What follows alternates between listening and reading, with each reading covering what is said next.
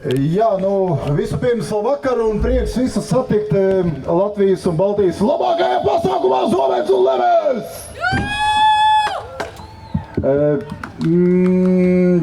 Es biju pārsteigts, ka mani pieaicina pamuldēt un padalīties ar savu pieredzi pa manām jaunības dienām un kā bija toreiz 80. 90. bet es sapratu, ka man kompanionos būs Jansona kungs un vēl viens, kas šobrīd kavējās, tad tīri forši.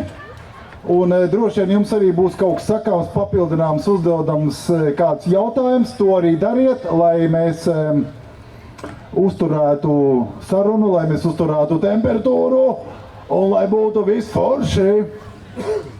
Ok, un es mazliet pastāstīšu par filmiņu, par stadiju un visu pārējo, kā tas sākās un kāpēc tas sākās. Kaut kādā vienā lietainā dienā man uzzvanīja Jānis Krivāns, kurš sēdēs aiz Urbika pa labi.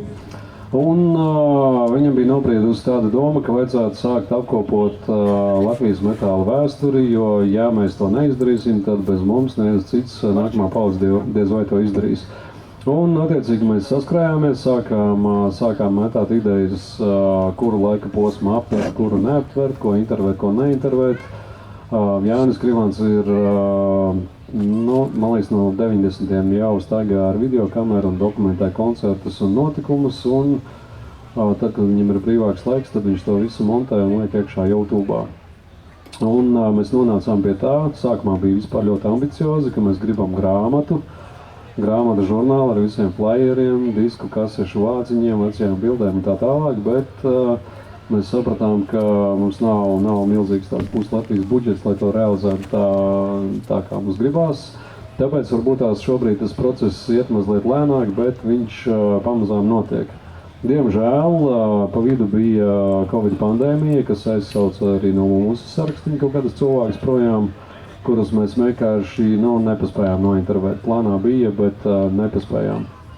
Tas, ko mēs savstarpēji pasmējamies, jā, līdz gada beigām vajag samontēt, sagriezt un tā tālāk, bet, protams, pa vidu ir vasara, darbi, ģimenes, bērni un kaut kāds ārprāts. Un tā tas viss mums ir bišķīt ievilcies, tāpēc es tagad pilnīgi noteikti neteikšu kaut kādu datumu, kad mēs to laižam gaisā. Pilnīgi noteikti ir skaidrs tas, ka tas notiks lielākā vai mazākā kinoteātrī. Vai būs grāmatiņa, par to es arī šobrīd nesolu, bet filmiņi pilnīgi noteikti būs. Kā mēs to darām? Mēs sarunājam, piemēram, ar vienalga ar Sandri Vanzoviču, kas šeit kaut kur ir klaiņā. Mēs sarunājam ar Raiti Sāmeti vai grupas Hresjārga dalībniekiem vai Jāni Levitu. Atrodam šos cilvēkus, kas ir bijuši skatuvē savā laikā, daži no viņiem ir aktīvāki, daži neaktīvāki, un nosēdinam krēslā un sākam jautāt visi, ko viņi atcerās. Otrajā daļā varbūt tās, kad Jānis būs klāt, mēs parunāsim par šo te vairāk, bet es domāju, ka sākumā es došu vārdu Urbim, jo Urbis ir viens tāds liels granīta ķieģeļa gabals, kas ir piedzīvojis to, ko diemžēl nepiedzīvojies 80. Un, ja jums ir tēti, mammas, opi, omes, kas vēl ir pie dzīvības un veselības, Dieva dēļ, krājiet no viņiem tos stāstus, jo tas, ar ko mēs saskaramies filmas veidošanas procesā, ir tas, ka visi bija jauni, visi lietoja dzīves, bija rock'n'rolls, arī laiks, noteikti viens no apstākļiem ir laikmets, kad tas viss notikās, nebija nekāda interneta, nebija ģitāru veikalu un nebija nevienam normāla telefona. Telefons bija ar vadiņu mājās un nevarēja paņemt līdzi uz festivālu. Attiecīgi visa komunikācija notika ar telefonu, vēstulēm un plakātiem ielās. Un ne katram bija arī videokamera vai fotoaparāts, tāpēc attiecīgi no tā laika ir ļoti maz vai nemaz bilžu, vēl mazāk video. Un arī tā paudze, kas to piedzīvoja, viņi lēnām pamazām sāk aiziet projām. Tā kā, ja jums ir vecāki omis opi, kas ir piedzīvojuši, rakstiet, pierakstiet, meklējiet viņu albumos bildītes un droši sūtat mums, dalieties un lipināsim to visu kopā. Līdz šim brīdim vissmieklīgākā intervija ir bijusi ar Jāni Levitu. Tur vienkārši, kad otrs Jānis būs klāt, mēs pāris kaut kādas topikus iemetīsim. Uzmanīgāk viņš ir galu galā mūsu grupas biedrs, jā. Ok, jā, un viņš bija klātes par to, ka tie cilvēki, tās atmiņas, tie notikumi, kas ir bijuši ar visādiem piegakātiem aizkariem un mašīnu kapotiem un dzeršanu un vemšanu, un viens no jautājumiem, ko mēs arī prasām, kāpēc 90.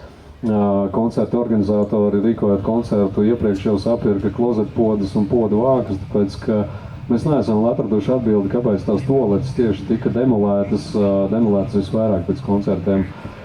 Un aptveram mēs gan latviešu valodīgos, gan krievalodīgos, un sākam likt to visu kopā, un pārsteidzošā kārtā pilsēta Mālpils, kas mums bija tāds neliels šoks, ka tādā pilsētā Mālpilī ir bijusi diezgan ļoti laba tāda attīstīta, kvalitatīva, neteiksim skatuve, bet grupas ekipējums, kas nav bijis pat arī Rīgas grupām. Tā kā piemēram var minēt Hell Patrol dzelzsvilku, kuriem tajā laikā Mālpilī bija iespējams pat pirmajiem Latvijā bungu komplekts ar 2 bungām. Tur arī vesels stāsts, ka vecāki brauca uz Rīgas instrumentu rūpnīcu, runāja ar meistariem, lai viņiem uztaisa bungas ar 2 bočkām.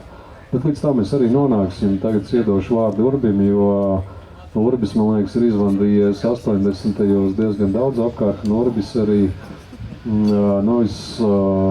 Urbis tagad var aiztaisīt ausis, bet es noteikti arī pieminēšu to, ka Urbis un grupa Husqvarna savā laikā ir bijis tāds tā kā elki metālistiem, karognesējs ar kamuflāžas biksēm, armijas šņorzābakiem, motorzāģi un tā tālāk. Un jūs droši Urbim varat paprasīt arī, Urbi mēs vēl neesam nointervējuši, viņš ir pie labas veselības. Tāpēc viņš ir rindiņā uz augšu mazlietiņās, bet Urbim noteikti mēs varam arī paprasīt, ko mēs joprojām neesam noskaidrojuši, vai tā ir patiesība vai mīts par viesnīcas Liepāja, durvju sazāģēšanu, un vēl ir visādas leģendas, kas klīst, un to mēs arī filmiņā liekam iekšā, vai tā ir vai nav, kā bija, kā nebija, un šeit, starp citu, tas, ko es redzu skatītājos, Valdis arī ir viens no vecajiem stūrakmeņiem, kas ir taisījis končus. Un es godu vārds nesaprotu, kā viņiem visiem šitiem 30-40 gadiem nav apnicis metāls, roks un tā tālāk. Bet tas ir forši. Jā, tādi cilvēki arī filmā ir, kas ir ielikuši kaut kādu vienu bruģīti, otru bruģīti, kaut ko jaunu, kaut ko savādāku. Un tā nav tikai filma par metālu, par ballīti, par rokmūziku, par ģitārām. Tā ir filma pamatā par dzīvesveidu. Un, jā, Urbi, aiziet 80. Tavs pirmais metāls. Kas ir Latvijas metāls? Latvijas metāls ir mēs. Tie esam mēs, kas bija toreiz, kas ir izdzīvojuši šodien, tie esat jūs, kas veido vēsturi šodien. Saproties, grūti salīdzināt laikus, kad tiešām, kā iepriekš Jānis minēja, ka tu nevari ieiet veikalā nopirkt desu, ja? Pa kādiem instrumentiem var būt runa, pa kādām 2 basbungām, ka man tēvs uz 18 gadiem uzdāvinājis berkņišku, kurā bija sakrāti apmēram 5000 rubļu no godīgu padomju dzelzceļa sastādītāja algas, un es valns, ko izdarīju to naudu.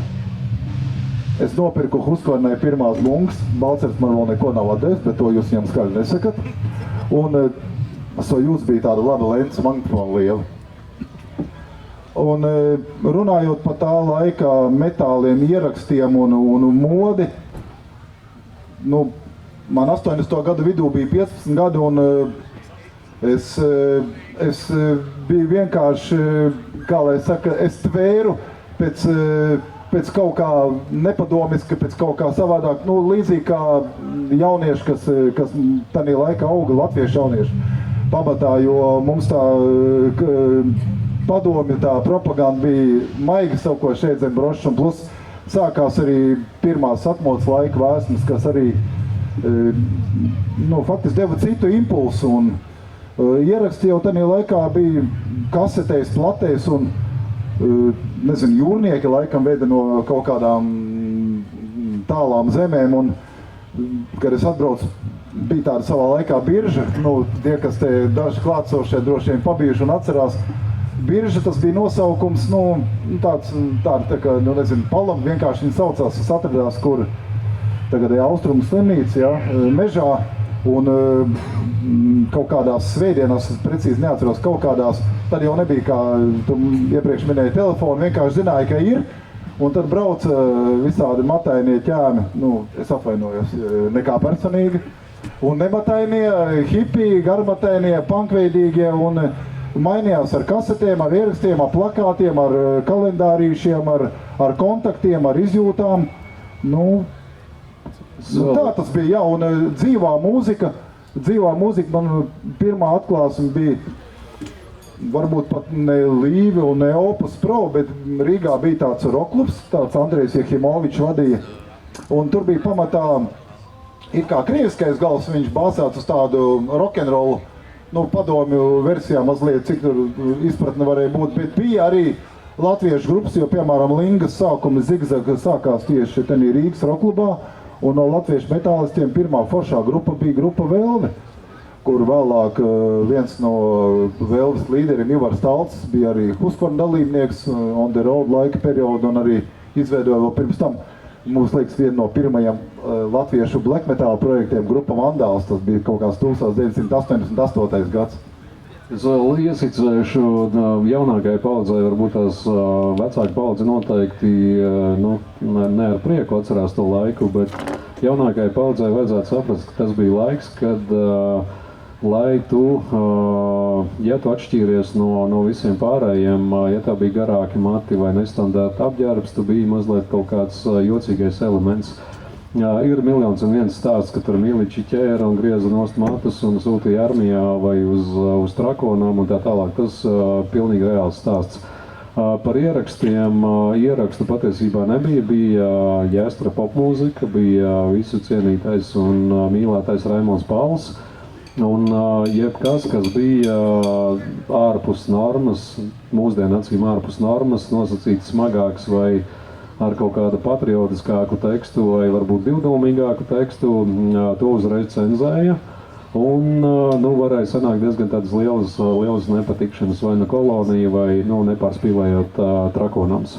Paturam prātā, ka tas bija padomju laiks, atmodas laiks un nebija viegli piekļūt ne ierakstiem, ne kaut kādai informācijas apmaiņai. Tas viss notika ļoti nelegāli. Ja kāds jūrnieks kaut ko atveda, to visu uzreiz kaut kur no rokas rokā pārkopēja.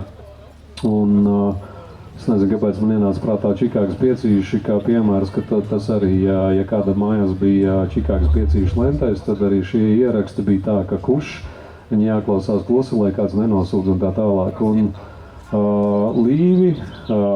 Līvi, Rūsa, Opus Pro agrīnais varētu būt, ka bez Urbika pieminētājiem jau arī tādi pirmie iedīgļi, iespējams. Salamandra, Ripjānas Gūža. Jā, pirmie tādi piemēri, kas varbūt tika nokopēts kaut kāds accept vai kaut kas tāds, bet tehniskā līmenī un kaut kādā sajūta ziņā tas varētu būt tāds pirmais mēģinājums spēlēt kaut kādu smagāku mūziku un neļauties tai cenzūrai.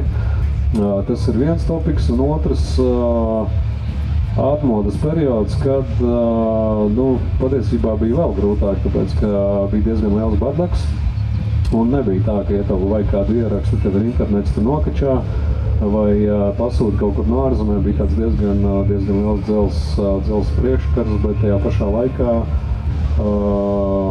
viss sāka mazliet kustēties un attīstīties. Es vēl mazliet pa tiem 80. pa 90. te varbūt cilvēki vairāk zina. Iestājos Rīgas mēbeļu profesionāla tehniskajā vidusskolā, tas bija 1985. gads, un tur virmoja tas foršais smakuts, un tur bija viens otrs ar garākiem matiem nekā man tagad. Un, saproties, tur parādījās Accept, AC/DC, Judas Priest, Iron Maiden, tas bija wow. Un tad es iepazinos ar, laikam, vienu kursu vecāku čeli, Artis Ozols, gan jau kāds no jums šeit zina. Žēl, ka te nav Dambis no Mārpla, viņš varētu vēl daudz ko pastāstīt. Un viņš man parādīja grupu Slayer. kad es izdzirdēju grupu Fucking Slayer 87. gadā, man bija kapakmens visam pāri iepriekš dzirdētājiem, redzētājiem, stāstītājiem. Tādiem ir jābūt. Tā ir vilki, bet tie ir īstie. Bet kā tie ieraksti pie Arta nonāca, nezinu. Un tā mēs tā puslegāli ņēmāmies. Un dabīgi, jā, tā, kad tu saki, nostāda tev, pieņemsim tā MVP obligātā kara mācība, jā. Ierindā visi mēs stāvam. Un tie matīni nostātais krāgu un iet tas, kas mums viņš bija, majors vai kas, neatceros. Viņš tikai pagriezies, izņem ārā līdz nākamajai reizei. Un tā nākamā reize tad, kad tev ieliek divnieki. Un tad, kad es tev minēju un jums pastāstīju mazliet, ka mēs nodibinājām to grupu Vandāls, kur Ivars Šerifs no tās pirmais bleķis.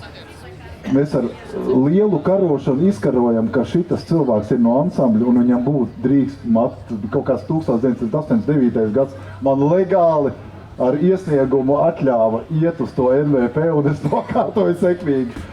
Tā ir tas stāsts, ka tā cenzūra tā arī strādāja. Ja tev bija kaut kādi garāki mati, tad cenzūra tevi diezgan visādos veidos sodīja. Vai tu nedrīkstēji mācīties, vai tu nedrīkstēji strādāt, bet salīdzinoši ierobežoja. Un tie stāsti par Trakonamu arī ir filmiņā iekšā.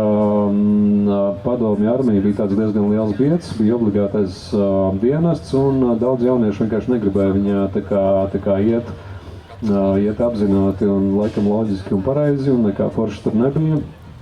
Un tad tur ir vairāk stāsti, kā no tās armijas izvairīties. Vai nu simulēt kaut kādu, nezinu, kreiso pēdu, kaut kādu slimību, vai suicīdu, vai vēl kaut ko. Un ir stāsti, kur tie mūziķi ir pabijuši arī reālos Trakonamos, un kaut kā viņi ir, kāds ir izvairies no tās armijas, kāds savukārt nav izvairies no armijas, bet tikko man ienāca prātā, kamēr mēs gaidām Jāni Krivānu, mēs varam mazliet ieskicēt, kā mēs to darām. Mēs iztestēsim uz Urbi, kā reiz. Viens no jautājumiem ir Urbiks, tavs pirmais metāla ieraksts. Es negribu samanīt, jā, bez Slayera. Man liekas, tas bija vai Accept vai AC/DC. Okay, braucam tālāk. Kā tu izdomāji, ka tev vajadzētu spēlēt grupā un kāpēc tu vispār dziedi, nevis bungas, ģitāra, saksofons? Mūsos bija protestanta gars, tāpat kā ir tagad. Vai ne? Mums ir protestanta gars, jā! Tieši tā, mūsu protestanta gars, ja mums aizrādīja, mums piepišās un tam līdzīgi. Mums tas nepatīk, tāpēc, ka mēs esam tādi, kādi esam. Un tādi mēs bijām līdzīgi tādā laikā, bet tad mūs vēroja savādāk, un vēl runāja par to koncertu, bija tāda blica, viena brīd tukums 3, viņi spēlēja tipa smago. Jūs zināt, ja no tām pusēm esat, un mēs zinām, viņa Algavā atbrauc tāds uzvaras parks, un protams, ka milicija, Krivāns atbrauc. Krivā nāca stāst pa 88. vai 85. gadu. Un milicija stāv, mēs nebijām tik smuki apģērbušies un tādiem smukiem matiņiem kā jūs. Čo? Jā, viss būs kā tā laškā prom, vecīt, kāds tur koncerts, neko mēs sūdi neredzēt, nevienu koncertu. Tas bija īstenībā kaut kāds stulbums, ja, visu nogriezt, ja tu soli pa labi, soli pa kreisi, es varbūt tā pārspīlēju. Bija ļoti daudz foršas lietas, bet tieši, kas saistās ar metālisko mūziku, kaut kādām mantām, ar kaut kādu interesi, to tiešām cirta saknē, ja. Tev nebūs to zināt, tev nebūs izglītoties, tas ir sūds, tas nav pareizi, tas nav labi un tad tas nav labais dod. Pagad, tu vēl par to testi, jā, tāda es pirmā jautājumu atbildēju, padalījos par šo. Es gribu beidzot, Tomas noteikti vajadzēs arī filmā atkārtot, izstāstot Liepājā, vai tā ir taisnība, vai tā ir tiešām leģenda, ka tas ir kaut kāds dežurantis vai komendantis stāsts Liepājā, ka kaut kāds baigais rībens, baigais blīšķis un kaut kādi traki džeki un ar motorzāģi sazāģē viesnīcā Liepājā viesnīcas durvis. Grupa pēc koncerta Liepājā, grupa Husklēni. Es izstāstīšu to, cik es atceros pusskaidrā prātā. Neņemiet ļaunā, ja es kaut ko te katru reizi stāstu mazliet savādāk. Mēs iedraudzējāmies ar tā laika Husqvarnas pārstāvjiem Latvijā, bija tāda akcija sabiedrība Lindex. Un mēs sakam, mums ir nopietnas pasākums, mums jāpiedalās Liepājas Interā, mums vajag smuku, ķēdes, zāģi, lielāko kāds ir. Viņi iedeva nopietnu aparātu, tādu mēs, ozolu var gāzt, jā. Vecīt, saprot, viss jauns smuks rūts un tā tālāk. Un sākās mums tas konts, un es to es nezinu, es pret kaut ko viņa atcīm, kaut kāds klikšķis bija, nu, līdzīgi kā tagad, ka kādi jāpielēž, viņš nelec, jā, un kaut kas ir noklikšķēja. Tas palika zemapziņā, konts beidzās, viss ok, mēs pusējam, Liepājas viesnīca, viss baigi jautri, jāiet tur dušās, un tā es saku, klausies, nu jau ieseluši, vajag to ripuli pārbaudīt, kaut kas tur nebija labi. Viņi mani augs ieslēdz. Un es neatceros, vai tās durvis izvēlas, viņi saka, es viņu sazāģēju. Bet zāģis pielica, tur vēl bija pa ceļam palma, bet būtībā mūs izglāba remix Aivars Harmanis, kas tā laika Miličiem liktā pateica. Nē, tur čaļi, tur ir atbraukuši motociklisti, viņi vienkārši iemēģina rītā mums tur šaus. Būtu arestējuši Hustvaru tādā laikā un nebūtu nekāda urbika un nebūtu miers un bērziņš 90. gada sākumā. Jānīt pievienojies. Iepazīstini sevi. Nē. Labi, mēs pa filmu sākām mazliet runāt. Jānis otrs iepazīstināja vairāk vai mazāk. Pastāsti, kuram no jums radās ideja un kāpēc vispār tādai jābūt, ko jūs gribat dokumentēt un vai būs arī grāmata tam klāt?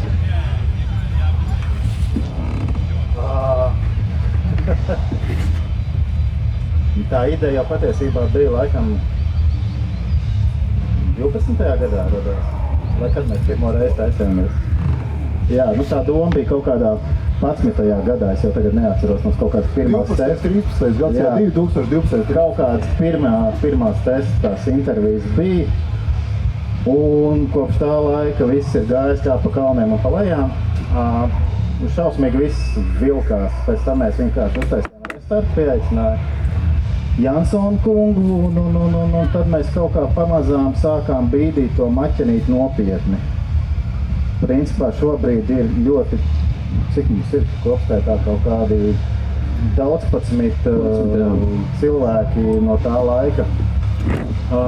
Nointervēti, izrunāts, viss un tāds daudz visādas interesantas lietas ir atklājies. Nu jā, un katru gadu mēs apmēram tā no gada sākumā domājam, nu šogad mēs pabeigsim. Nope.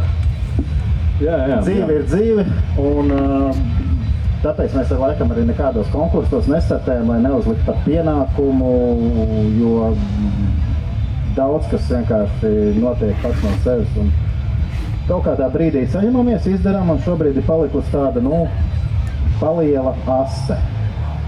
Bet tur bija viens labs uzrāviens, jūs meklējot tā laika cilvēkus, arhīvus un tā tālāk.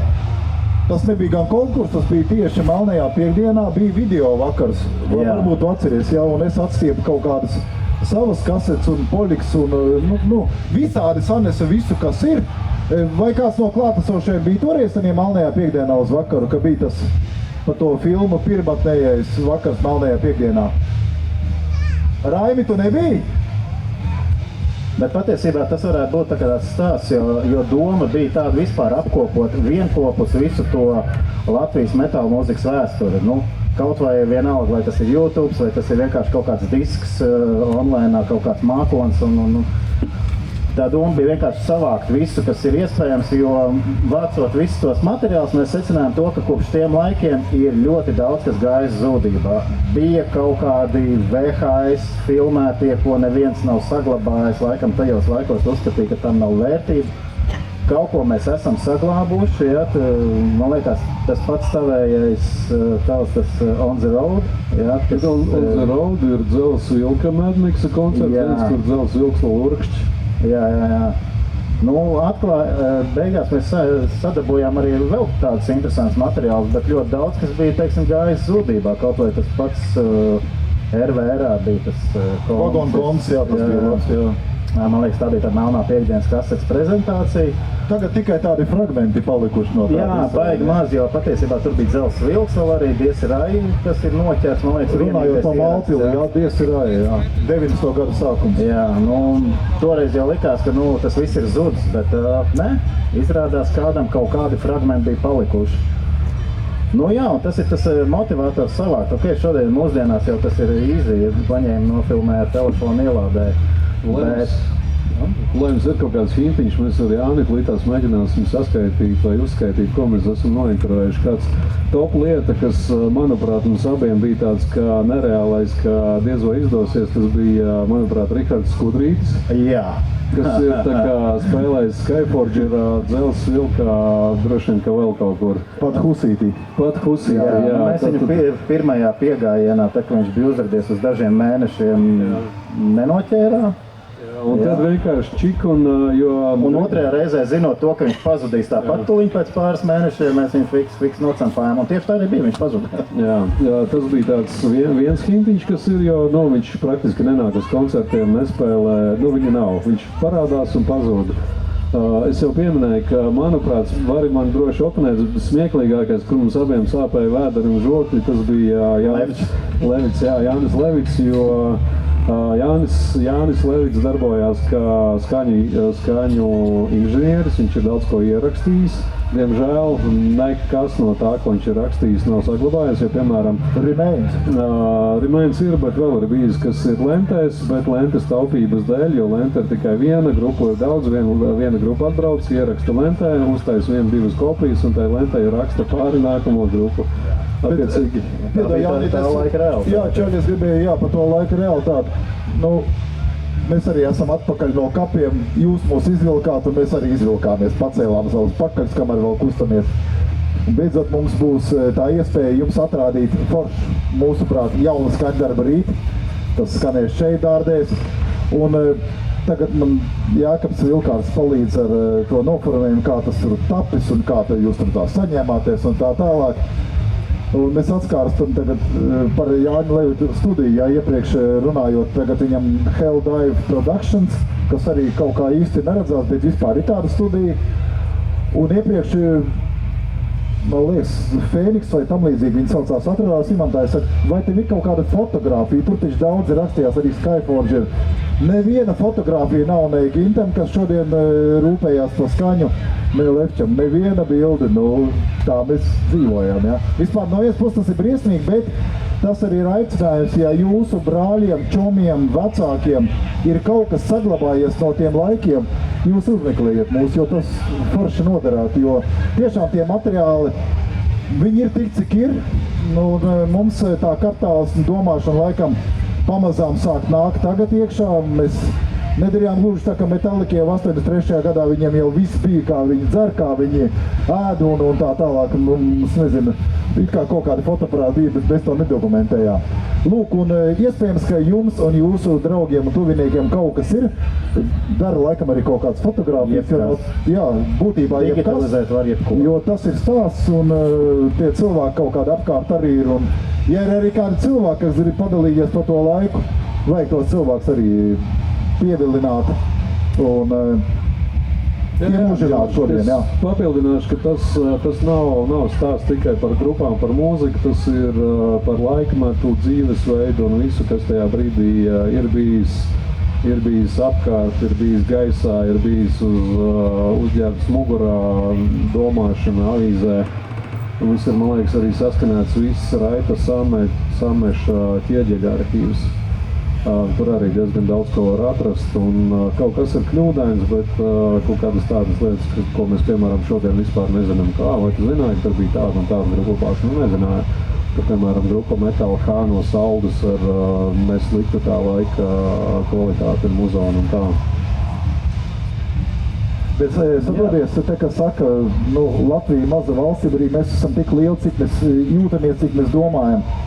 Tomēr, cik šī mūsu saldā medus inde ātri darbojas, tavs minētais Jānis Levča, viņš būtībā bija pirmais no organizatoriem, kas 1991. gadā praktiski uz padomu senību jau tā kā bija sabrukus, tā kā nebija grūti bija pateikt, Meža parkā atļāvās uztaisīt īstu metālistu festivālu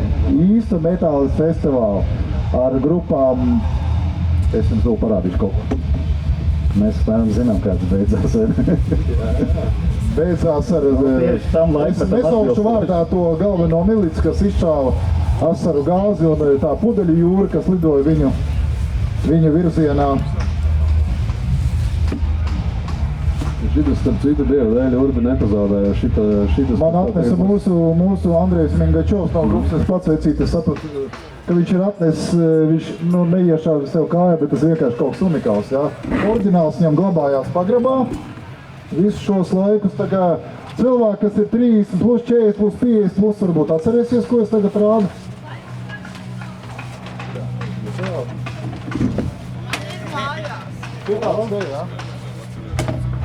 Baltijas metāla marš 91. gads, Krozīja metāla, Husqvarna, Rīmeins, Agresor, Husqvarna, Katedra, man liekas, arī. 91. gads. 91. gads uz skatuves atrodas cilvēks ar kameru, kas digitāla signālu nosūta daļu no koncertu uz Austrāliju, un cilvēki dzīvajā skatās koncertu Rīgā, metālistu koncertu Austrālijā. Iedomājiet. Šitas bija tāds pirmais lielākais mega notikums tam laikam. Otrs notikums bija grupa Sepultura. Sepultura arī būs filmiņā. Tur gan ir bišķī problēma, ka paši dalībnieki diezgan miglaini atcerās. Viņi tajā laikā diezgan daudz braukāja visur, kur ņēma pretī. Bet būs arī kaut kāds gabaliņš arī ar Igoru un Maksi par Es varu palielīties Sepultūras sakarā Rīgā. Mūsu jau nelaiķa Edgara Ķauķa melnā mamma strādāja Majoros viesnīcā. Un viņa saka, es toreiz īrēju pie Edža dzīvokļa Rīgā, Čiekurītī, kaut kādu matainie vēlms tur, nezinu kādā valodā runā, un krievi, mums tas nevajadzēja divreiz teikt. Mēs zinājām, kur tā viesnīca, mēs atbalstām, tur ir Čormejā pie Lisk bija tāda grupa, kaut kādi viņa safi un Sepultura vecīt original. Kaut kā mēs tikām iekšā apmēram 10 cilvēki.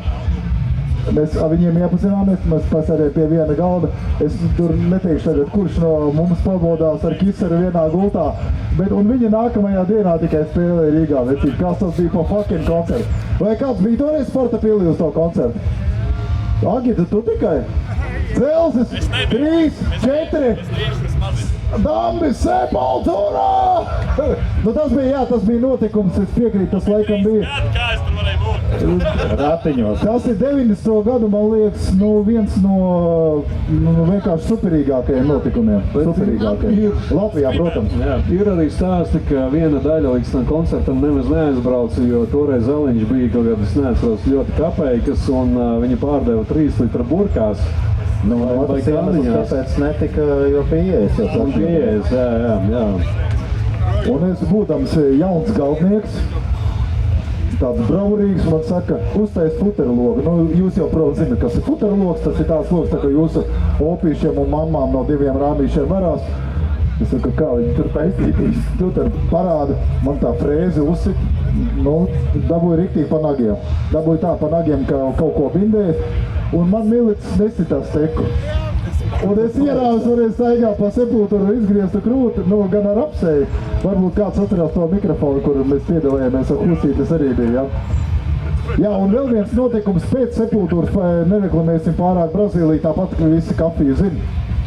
Vai uz šito arī kāds bija? Metal Revolution, jā. Šitas bija, kurš tas ir gads? 92. gads. 92. biķernieki. Šitas ir tas, kas ir arī YouTube'ā, kur Edgars Zirgs no Skyforge ar lauzītā krievu valodā saka auditorijai, lai viņi paiet tā kā mazliet malā, jo tie miliķi tur netika galā. Jā, šitas ir, varētu teikt, 2. vai 3. tāds lielākais notikums, kas varbūt savā ziņā arī iedeva impulsu arī tālākai kaut kādai attīstībai. Jānis Tolobošs, viņš to teica Levčas pasaukumā. Jā, Baltika metāla mārča. Bet ideja viena gada starpība, jā, bet ideja taisnība, jā. Nebija tajā laikā kaut kādai milicijai saprotams, ka jaunieši ārdās lēkā gari mati un tā tālāk. Viņiem likās, ka tas ir kaut kas mežonīgs, ārprātīgs un to vajag tā kā klapēt ar steku un ka tas nav normāli. Tā milicija arī bija tāda pusbandītis komandas beretēs, kuļi, kas vienkārši izpriecājās matēnos jauniešu paklapēt. Viņiem ar banģugāniem bija pamaz, pilna Rīga banģugāniem bija. Viņi mūs pisīja, idioti pilnīgā. Lūdzu. Par cēsīm, Mūru atcerieties? Par cēsīm, cēs nevar neatcerēties. Vai te ir cēsinieki? Cēsinieki! Svešinieki, metāla galvaspilsēta, come on! To trako koncertu, kur... Nu, kuru koncertu rako? Trako visu varīju. Tu domā kultūras namā to koncertu? Jā. Tad mums āķis bija lūpā, jo 90. gadu sākumā pēc tiem briesmīgiem notikumiem, sākot no 98. gada, no 92. Viņi sāka ļoti pielaidīgāk, bet arī mēs kļuvām neatkarīgi un gudrāk, jā. Bija jāķer vairāk spekulanti, jo metālisti sāka plesties plašumā. Jurijs Lapinskis, leģendārais pirāts, kas savā laikā Rīgā tirgoja ieraksts, arī spēja izdot metāla kasetēs un tā tālāk. Un runājot par Cēsīm, tiešām 90. gadu sākumā mēs organizējām vismaz 3 pasākumus Cēsu kultūras namā, gan latviešu grupām, bet bija forši apmeklēts, un tagad tu atceries, ja tie pirmie pils bija tas kultūras nams un forši laiki, protams. Un tiem, kas varbūt tās nezina, kāpēc Cēsis skaitījās vai tika minēta kā metālistu galvaspilsēta, ļoti vienkārši nevis tāpēc, ka tur bija nenormāli daudz grupu, lielākā daļa bazējās Rīgā, bet Cēsīs bija nenormāli proaktīvi cilvēki, kas, ja piemēram notika koncerts Rīgā, tad no Cēsīm brauca vienalga vai ar vilcienu, vai ar autobusu, helikopteru vai vēl kaut ko, bet lielā daudzumā viņi bija ļoti aktīvi, tātad tā kā kopiena, ja notiek koncerts, tad puse no Cēsīm brauc uz Rīgas koncertu. Un otrādāk, ja piemēram Cēsīs, viņi paši sāka taisīt koncertus, tad es pat nezinu, vai to var nosaukt par komūnu, jo tas, ko piemēram Zombis tagad dara ar festivālu Zāģi, ja tad viņš sauc Zombiju festivālu. Tā ir tāda tradīcija turpinājums, varbūt grupu Cēsīs ir mazāk, bet Cēsis vienbrīd bija ļoti, tā kā proaktīva. Jā, būtībā tur arī bija spilti līderi tajā laikā no Cēsu vidas. Viņi pat ne visi bija muzitāts, Vīgsna bija, jā. Viņš vienkārši kruds džeks, viņš bija būtībā metāla huligāns. Ja nav Gundara Vīgsnas koncertā kaut kādā metāla, tas nav īsti ok, jo viņš bija atraktīvs, viņš bija forši spilts. Un tad, kad Gundars vairs nav starp mums un viņš aiziet, tad rodās ideja, ka vajag savākties. Un tas tieši notika 3-4 gadu atpakaļ apmēram. Un tad arī bija tas pirmais Zāģa fests un Cēsis tā kā restartējās. Un tagad, 5 gadu atpakaļ, jā. Un šogad būs 5. gads, ka ir Zombiju fests. Un mēs esam ierindā un vispārējie, protams, arī aicināt laipni gaidīt nākamajā 4. jūlijā. Tas būs Vaivē. Bet vēl es gribēju paturpināt par to Rīgas stāstu, ja, un pa Jelgavas un tā tālāk. Starp citu, interesanti arī tas, Raimonds man neļaus samelot, ka šobrīd ir tiešām tā, ka Latvija pamatā ir kā Rīga, varbūt mazliet Valmiera, kaut kas Liepājā, kaut kas Ventspilī, bet viss tiecās tā. Bet tanī brīdī gāja tā viļveidīgi. Cēsis, Rīga pats par sevīm, kaut kur Valmiera, pēkšņi parādās kaut kur Smiltena un parādās arī Jelgava, ja? Jo Jelgavā atkal sākās, tā nebija gluži metālas kustība, bet tā bija neformāla kustība, mēs turni mēs rīkojām. Un tur tas arī bija forši populārs pasākums, un katru gadu viņš vien vairāk piesaistīja uzmanību cilvēks un kļuva par tādu tradīciju. Un mūsu iepriekš minētie kolēģi Skyforger un vairāki Husīs un vairākas latviešu metāla grupas un ne tikai spēlē, jā, un tā reģiona sāga vēlāk paturpinājās savādāk, tad mēs redzam Kuldīgā, pieņemsim, ir punki, idejas. Un tas ir forši, ka cilvēki reģionos to izbauda un uztais tādu savu stāstu. Un vēl mēs runājot par 90. gadu sākumu grupām, ko mēs atceramies Procession, kas tagad atkal restartējušies, ir forši.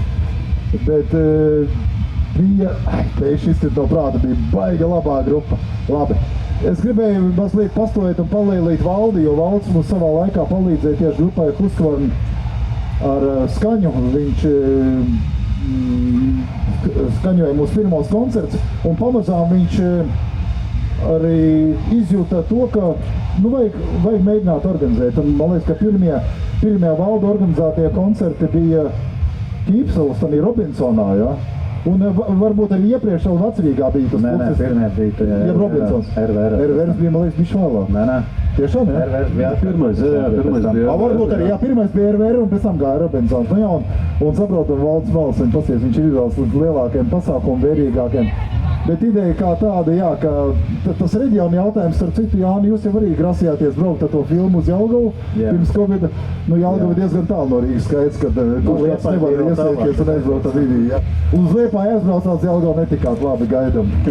Zin kā par pilsētām? Madoniešiem arī būs ko mēs esam bijuši Liepājā, Barbarosa un vēl grupas, ko mēs pirms tam vispār tā kā varbūt mazāk zinājām.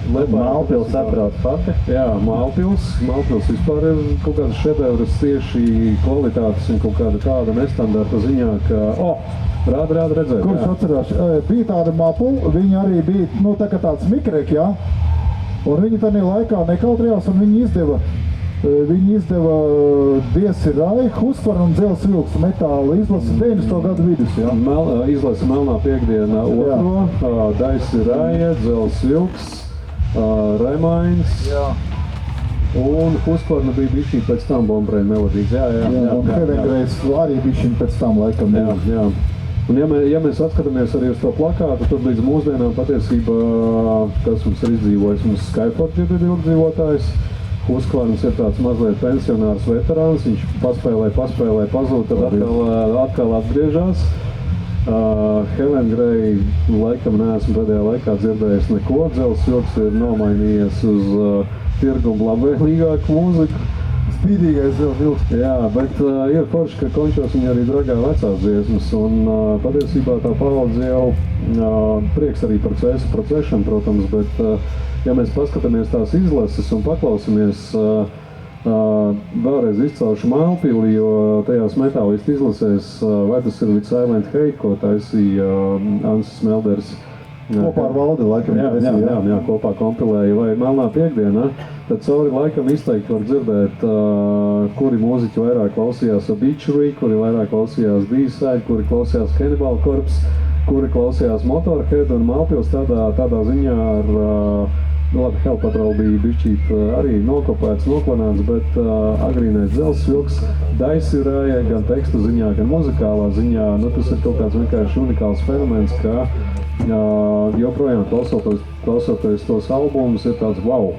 Un Cēsu gadījumā tas noteikti ir arī jāmin Brūčants, tas pats Rīgas Skyforgers, Heresiarks un arī ilgdzīvotājs Sanktimonī, kas arī sāk ar tādu tautiskāku, folcīgāku desu. Vēl pirms tam viņi sāk vispār ar cover versijām. Viņi nespēlēja savu mūziku, bet Antomat un tā tālāk covers un tad lēnā garā, tad, kad viņi ir iemācījušies spēlēt, tad attiecīgi jau sākās savu oriģinālu mūziku. Un nemaz neslikti, jo ir tas posms, kur latviešu mūzika aiziet kaut kādā starptautiskākā apritē.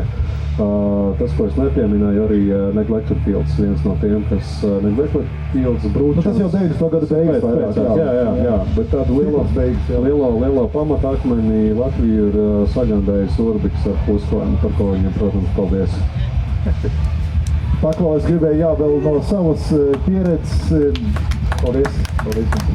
No savas pieredzes mazliet padalīties par to skanējumu un par to, kad saka, bija tās ietekmes.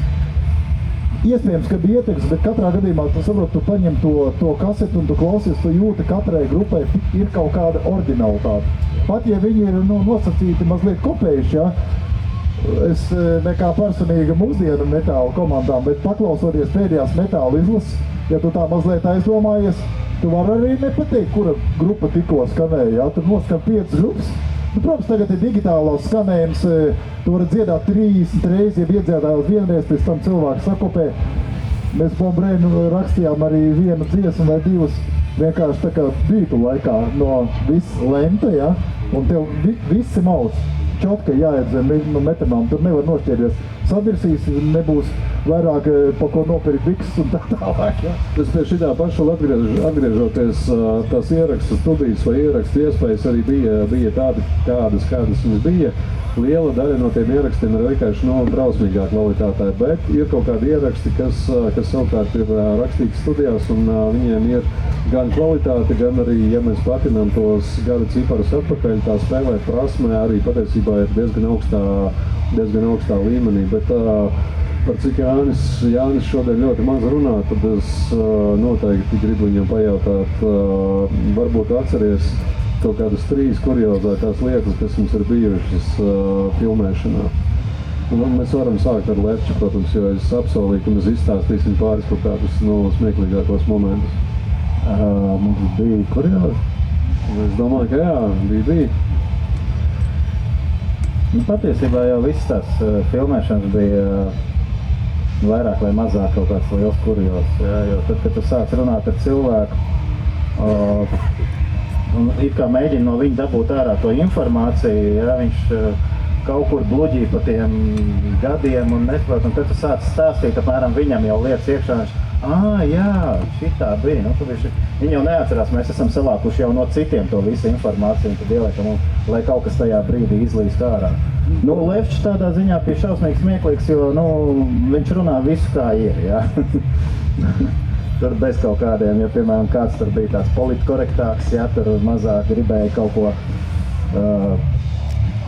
uzdirst vai pateikt kaut ko maigāk, jā, tad Lefčs teica visu kā ir.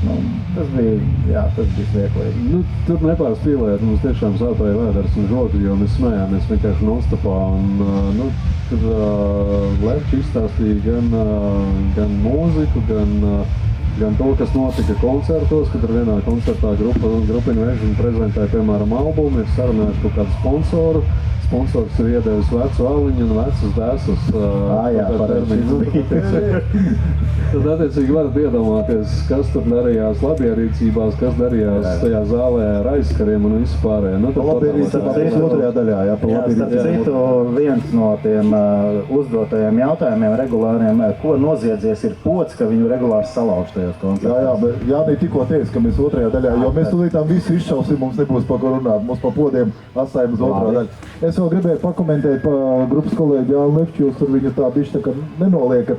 Jo starp citu grupa Remains, ja kāds tādu atcerās, ja kāds ir klausījies, ierakstu kvalitāti, kādu viņš toreiz sasniedza 90, man liekas, 2. vai 3. gads, ja, tamī pašā vagona studijā, tas bija Rīgas vagona rūpnīcas studijā, Fēniks viņu saucās, viņš ļoti centīgi un tiešām ļoti skrupulozi piestrādāja. Ja jums ir iespēja, lūdzu paklausīties grupu Remains un skan tāpat kā bet idejiski kvalitāte skanējumam un doma, jā, un doma. Bet, ja ņemam tīri no meistarības, man liekas, Remains bija tajā laikā tehniskākā, varētu tā teikt. Viena no labākajiem un spēcīgākajiem muziķiem bija Remainā. Jā, mēs aizrunājāmies, kā viņi mēģināja. Piemēram, ir viens stāsts, Heresijārka bundzinieks un vispār Heresijārka vienu brīdi dzīvojās par Rīgu. Un kaut kur centrā Tērbatas vai Barona iela, iedomājieties dzīvokli pašā centrā, Barona iela, es nezinu, 4. vai 5. stāvs. Vecāki aiziet uz darbu, un ko dara jaunieši? Jauniešiem ir istabā bungas, kombi, un jaunieši vienkārši taisa mēģinājumu. Tagad mēs varam daudz diskutēt par kaut kādas kultūras troksnis vai koncertu troksnis vai vēl kaut kas. Es tiešām nestādos priekšā, kā un ko darīja, kā jutās tie kaimiņi. Es ceru, ka viņi arī gāja uz darbu, bet ja tāds normāls... Bet ļoti normāli, jo Forgeriem pie Skudrīša tajā 9-stāvenē imantā bija tieši tāda pati. Bet 91. gadā uz Brīvības ielas, kad vienu brīdi tur dzīvoja Lefču, kādu jūs domājat, kur tā Huskvarna mēģināja, ja ne viņa dzīvoklī? Un attaisot leduskapi ir tikai maize. Saka, kāpēc tu maizi glabā leduskapī? Uzprašiet viņu to. Pagam, Graimaster jau arī šitā. Piedodiet, meitenes, mēs pa šķēmbām. Es saku, podi un šķēmbas, tas nav, protams, vienādība zīme, jā. Bet mēs atstājam dāmu metālu otrajam pasākumam, jā. Bet arī atstāja, mēģināja 9-stāvenē. 9-stāvenē mēģinājāt, jā? 9-stāvenē mēģināja, bungas daudz. Starp citu pa šķēmbām vēl mazas iekaviņas. Kad meiteņa pirmā metāla vai smagā roka grupa nodibinājās? 89. gadā? Tad mēs esam ar Husīti vienaudži, gribu teikt, jā? Jums ar drīz būs 40, jā? Es arī esmu otrajā sastāvā. Es jau reāli jākādīgi. Bet kur uzstājāties pirmo reizi, kurā gadā un kurā pasaukumā tas bija? Gadā, ko tu proti? Ko tu proti? Jā. Tas ar tāds postkomunists vēl bija durvis, jā, žēl, ka nav priedīts Edgars. Durvis arī bija tāda skate, jā. Durvis arī bijāt, ok. Celsījums līmē, mēs palikām. Jāmet mieru? Pirmai daļai, jā? Ir kaut kas, ko jūs gribat pajautāt vai papildināt? Kāds? Cik Husvārds nosponsorēja Husvārdu? Cik Husvārds nosponsorēja Husvārdu? Mēs sponsorējam par Husvārdu.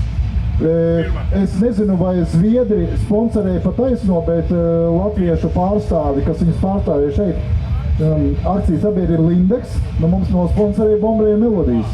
Jā, un atļāva arī savus rekvizītus izmantot. Saki, cik naudiņas viņi iedeva Latvijas vai repšos?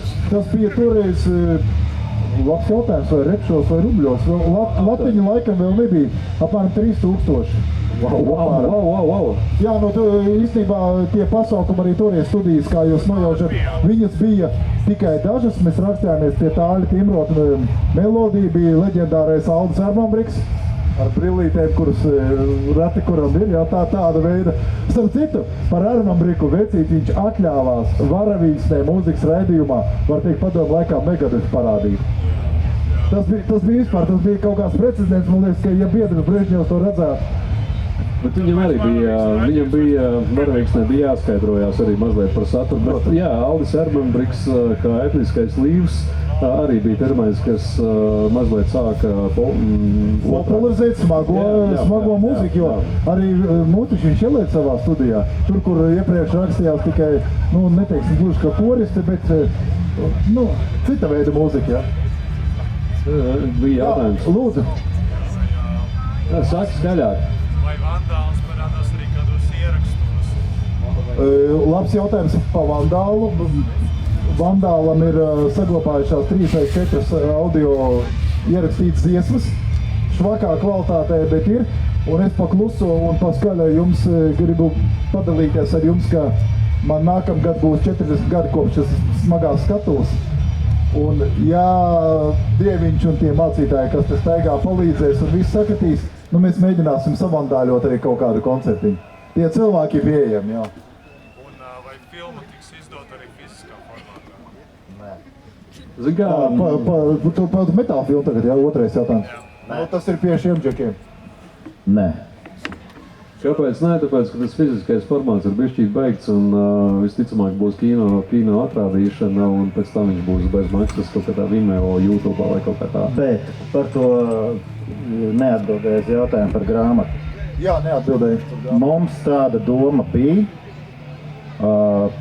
ka tos stāstus varētu apkopot diezgan interesantā formātā. Jautājums, vai mēs līdz tam nonāksim, ja mēs nevaram šobrīd vēl pabeigt visu galveno uzdevumu. Es domāju, ka noteikti nonāksim jautājums, vai tas ir gada 2-3 griezumā, jo tie materiāli, kas ir skanēti, kopēti vecās bildes, mēs nevaram visu ielikt filmā.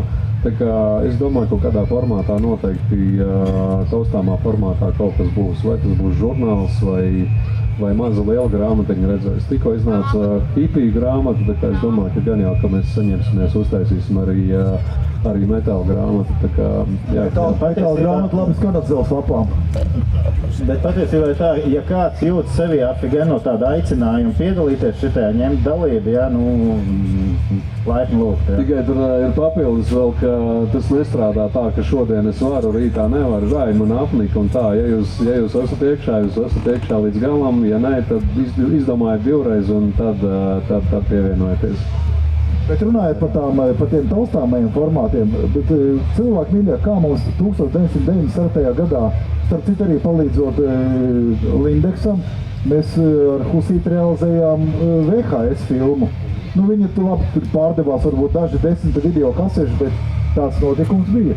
Principā, ja mēs visu tā normāli iespriesim, tagad saka, nē, kaut kad citreiz, pat taustāmā var domāt, jā. Jo kur te mums ir palicis End of the Road?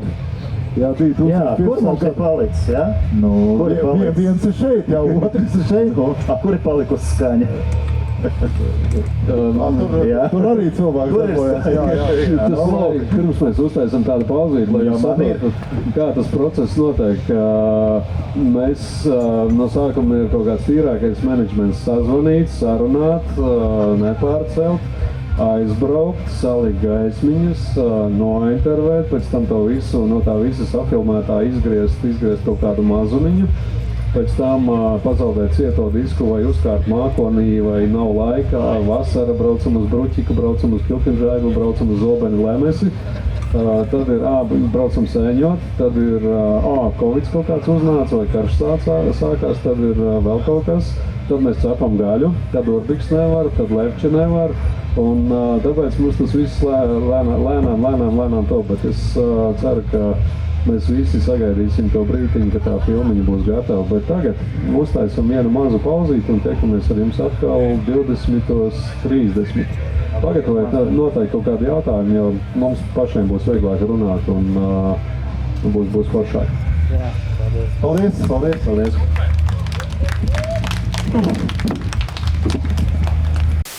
Draugi, mēs visur vazājāmies un kaut kas tur izteicās, ir atkal tie 3 urbi nāk. Un pamazām panesu, tā kā tu saki baigais urbs.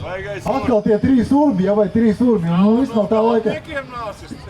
Arī galvenieki pa vidu, jā, visi amatnieki, rules. Nu jā, tātad īstajā vārdā Normals, bet plašāk zināms kā Urbiks no grupas Husqvarna, kas parādās pazūd, bet Latvijas metāla vēsturē ir atstājusi tādu lielu nospiedumu pēdu un tā.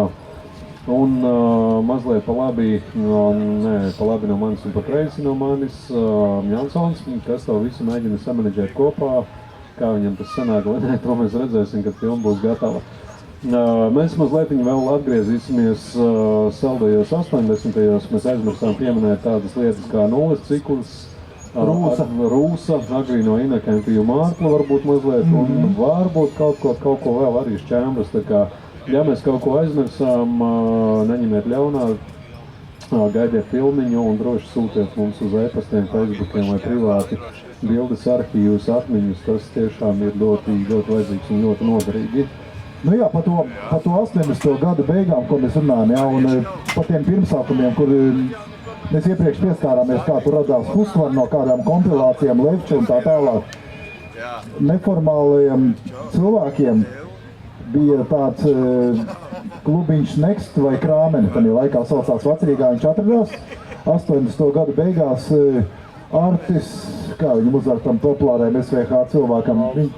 Jā, Artis Vols bija viens no tiem, kas to pagrabu savā laikā tīrīja. Sākumā tā bija tā kā teātra skatu vai kaut kas tam līdzīgs, bet beigās metālisti pārņēma varu zināmā mērā un punki. Un mēs tur tusējām.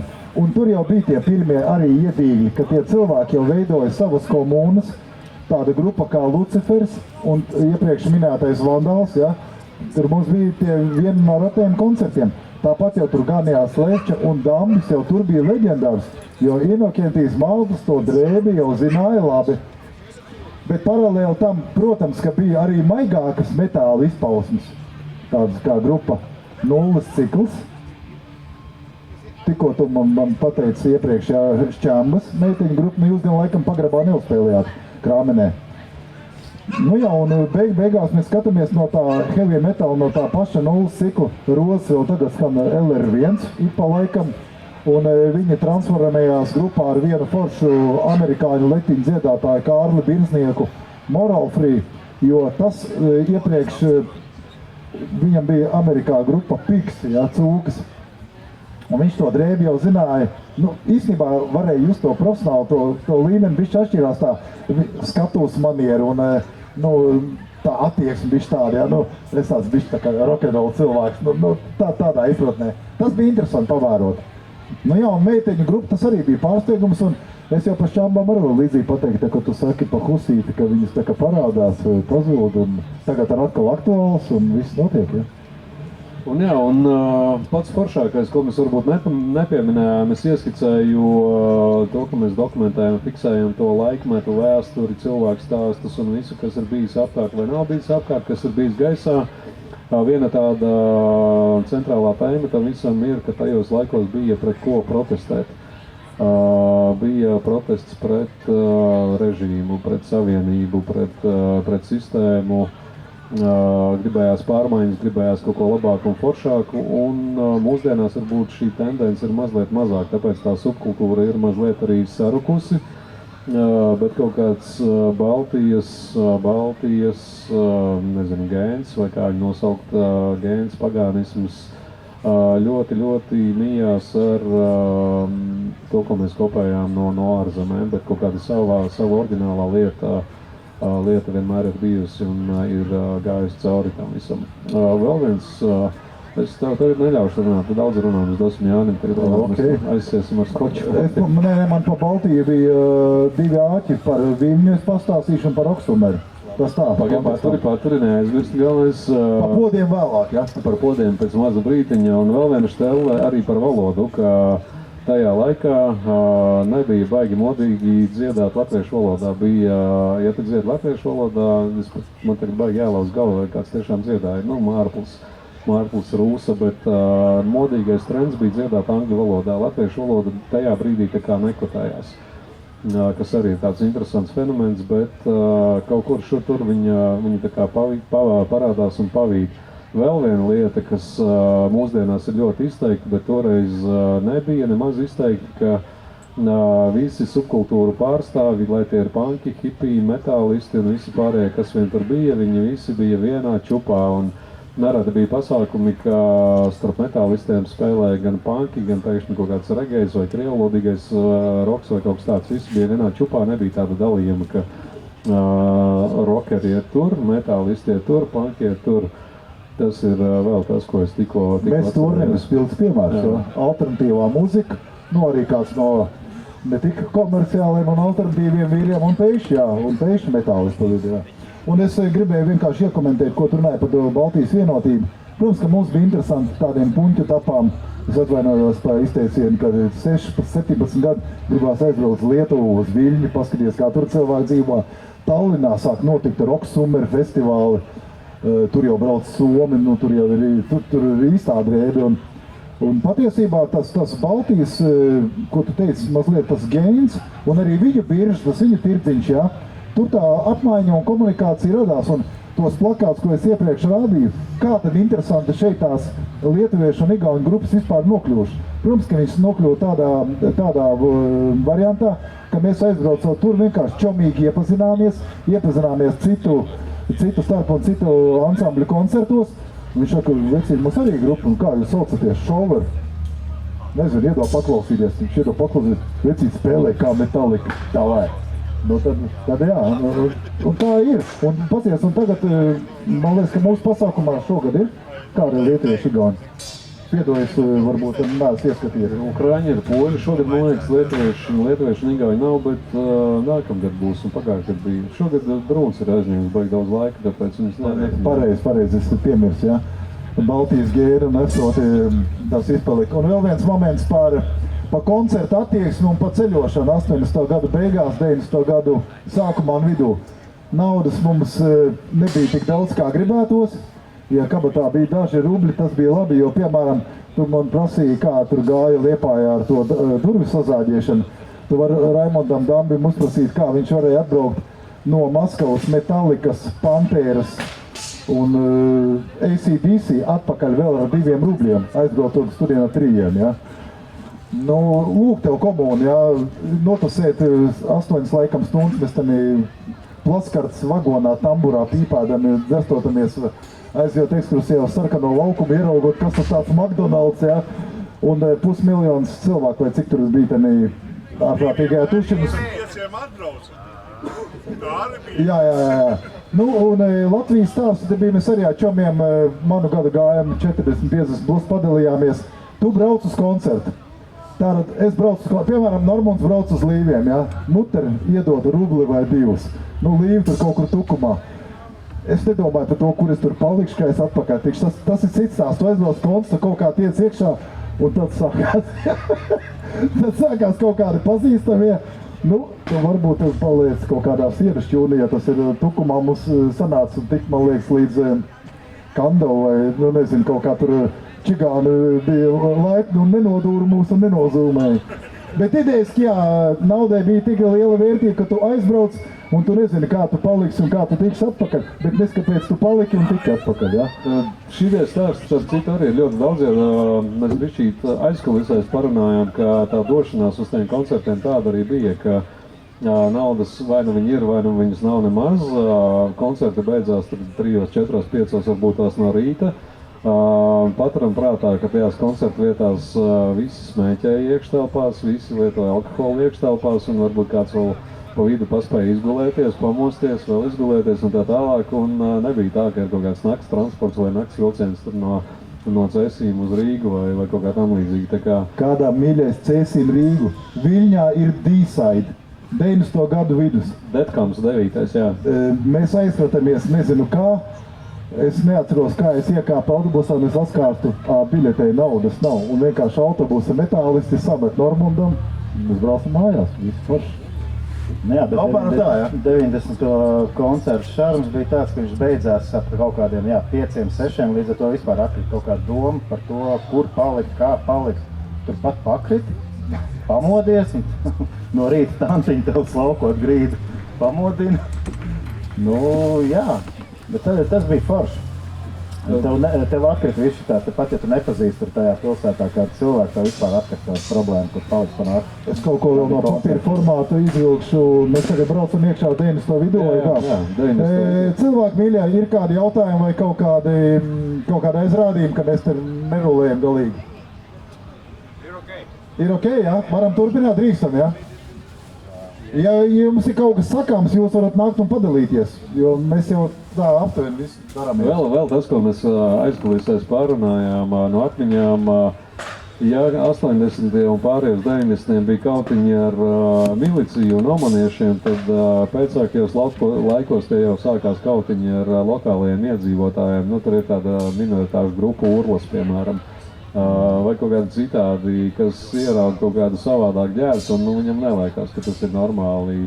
Vai, piemēram, rīdzinieki aizbrauc uz Cēsīm un pēc koncerta, nu vienalga, kura pilsēta, ka ir kaut kādi fighteri ar vietējiem iedzīvotājiem. Jā, viena no tām idejām jau ir danest to nezinu, piedzīvojumu, to pieredzi. Nav tā kā rietumos, ka visi klausās metālu un uzskata to par pilnīgi normālu lietu. Ja? Nu, 90. tas bija tā komūna, ja? Un tad bija visi pārējie, kas uzskatīja, ka tas nav normāli. 1992. gadā rīdziniekiem nevajadzēja braukt uz Cēsīm, lai dabūtu pa muti. Pietika aiziet uz metāla revolūciju Mežikā, kur Urla mūs novēroja no vietējām 9 un 12, un mēs nezinājām, kā tikt ārā, un vispār kā tas koncerts beigsies. Ja? Nu, bet tajā pašā laikā Cēsis tika uzskatīta metāliska galvaspilsēta, metāliska galvaspilsēta. Fine, ka vai es aizbraukšu turieni, ja uz koncertu būs metālisti pēc koncerta. Vienam pamotu, otrs tur sagaida vesels bars, ja, lokāli. Bet tas ir līdz 90. gadam. Nē, 90. 90. gadu vidū, man čomu sasita, mēs braucām uztveršanās laikā, mēs turnim. 95. vēl bija. Nē, šobrīd konkrēti atceros vismaz pāris končus, viens no tiem bija ar Graimasterdēdu dalību, kad no rīta vienkārši ejam uz vilcienu, un tur tev sagaida tādu pa ceļam, jā, nu, metāliska galvaspilsēta. Es vēl gribēju mazliet paturpināt to stāstu par tiem, kā metāla grupas tā laika, metāla grupas iespējams, ka tagad tas ir savādāk. Tu vienkārši uzliec austiņas vai in-air, un tu mēģini caur datoru, tu dzirdi kaut kā tur stīdziņi kaut kur, jā. Tanī laikā tu mēģināji dzīvajā un runāji par to, ka mēs Lefčas dzīvoklī mēģinājām, nu jā, kaimiņi arī nebija baigā sajūsmā un vēl tur visādām grupām, ko tu minēji. Bet tad jau parādījās pirmās komerces mēģinājuma telpas un mēs kaut kā tikām remix producentu grupas Stabu ielā bija diezgan labi un forši aprīkot mēģinājuma telpa 90. gadu vidū. Un pēkšņi tas Aivars Hermans, viens no remix management vadītājiem, viņš saka, paklausot, cik jūs Huskon vispār tur spēlējat? Nu, mēs sakam, mums šogad būs 6 gadi. Ja jūs gribat tā forši nosvinēt? Aivar, kas ir forši? Nu tā, nu normāli nosvinēt. Nu ko tu piedāvā? Uzspēlēt operetē. Tagad tā vieta saucās spēlēt halu. Paradise Lost, Mayhem, Marduk, to mēs redzam tur. Toreiz laikam mums bija tas gods atklāt, jā? Jā, bija forši vietiņi. Nu jā, un kas tam mums te vēl piedalījās? Jā, ir divi lati. Vecīt, paskaties, kas mums piedalījās. Mums piedalījās Rūsa Ultra Sanctimony. Mary Jane! Deju grupa Saldie sapņi, jā. Nu, tā kā nebija tik traki, jā, un televīzija. Bet varam parunāt arī vispār par tām koncertu vietām 90. Nu, Parunājam. kuras Tagad mēs brīžiem ļoti, tik ekskluzīvas, kā piemēram pizzerija Jānītis, jā. Pizzerijā Jānis, tad citas tāds koncertu organizators sastāstīja pizzerijas īpašniekam, ka būs daudz metālisti, kas ēdīs daudz pizzas un dzers daudz žalu. Un viss būs labi, un, protams, ka nekas tur nebija labi. Jā, un kaut kādā pusnaktī laikam viņu vienkārši pārtrauc visu pasākumu. Jā, tas Vēl no tādām vietām Medmiks Vecrīgā bija, tā bija tāda... Medmiks nebija Vecrīgā. Jā, ne Vecrīgā, bet... Bija pie tās alus fabriks vai kuru vai... Tā bija viena tāda, Bija forša vietiņa. Jā, metālisti, industriāļi, panki, tāda, subkultūra vieta numur 1, vēl var minēt ar Krāmenis. Tāds šikākais, man liekas, bija Seven-Upā, vienreiz arī bija kaut kāds... Bija Seven-Upā, jā, nenormāls pārbārs. Jā, Sergejs taisīja un Distractions. Bet kā Valdis vispār tika līdz, labi, vagonu rūpnīcā skaidrs Levčas pirksts, Rīgas vagonu rūpnīcas klubā bija forša, bet kā Valdim sanāca tik līdz Ķīpselē, līdz tam RTU, un tajā laikam tā bija vienkārši Latvijas universitāte vai... Starp citu universitātēs arī notika, dažās fakultātēs bija tāds festivāls Puskurlais Mēnesbērns, kur arī bija torņa grupas, kaut kādas indiju alternatīvās un bija arī metāls. Tā kā tur, kur bija kaut kādi uzņēmīgi cilvēki, kas nebaidījās iet runāt, organizēt, tur arī tas viss notikās. Un tad mēs nonākām pie tām leģendārajām sekām, kas pēc tam notikās, kaut kādas vemšanas, dzeršanas, sabojāts inventārs aizskari, tas būtu mazākais, bet es nevaru iedomāties tā kultūras nama direktoris seju, kas ienāk savā kultūras namā, kur vēl vakar spēlēja varbūt Raimonds Pauls un Zaguzīte, un šodien tur vienkārši tolešu vietā ir kaut kāds, nevis izgāstu, bet kaut kāds tornādā. Un filmā mēs gandrīz vai katram arī jautājam, kāpēc tieši toaletes tiek sadauzītas, tur poda izlietnes un viss pārējais, kāpēc, piemēram, ārdarbs vēl kaut kas.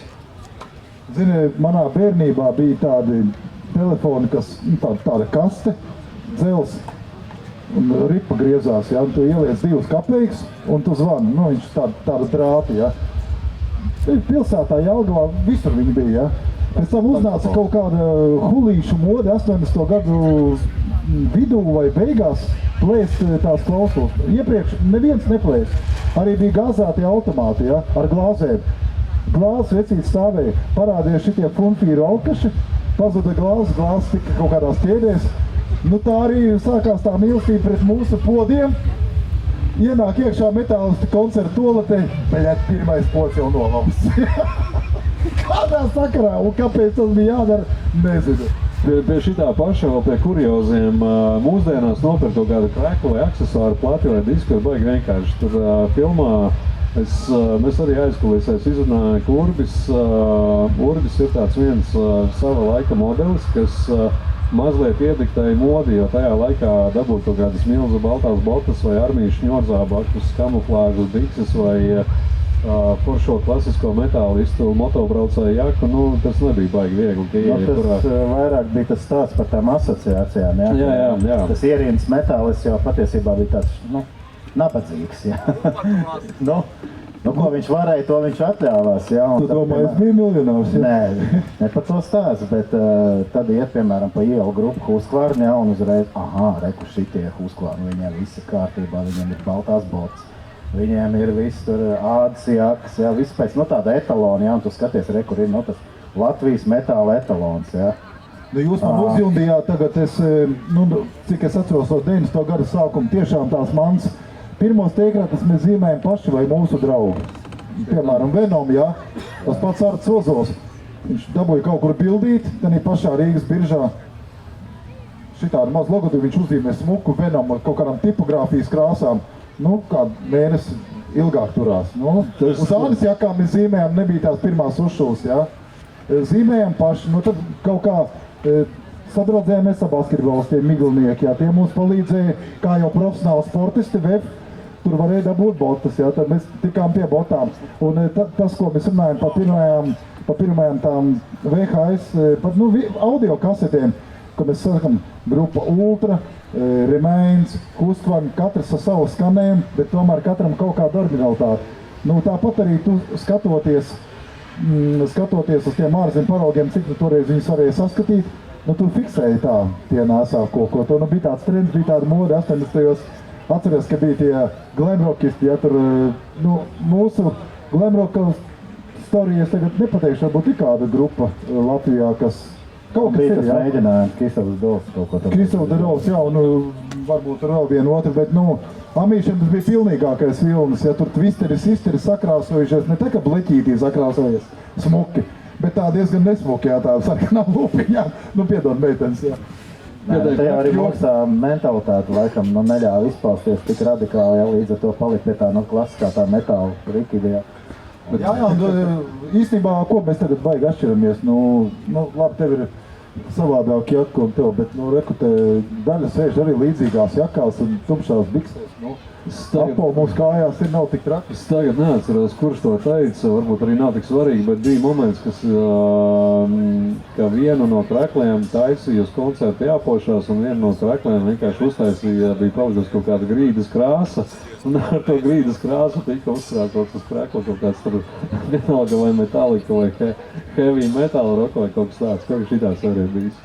Ja pirmajos Ulmēm laikos balto kraklu aizvietojām manžitītēm ar tādu mazu izgriezumiņu, tas bija ekonomiski, to laikam ar mazāku ūdens patēriņu var izmazgāt, tā arī mēs pinzelējām ar to, kas bija, no tā, kas bija.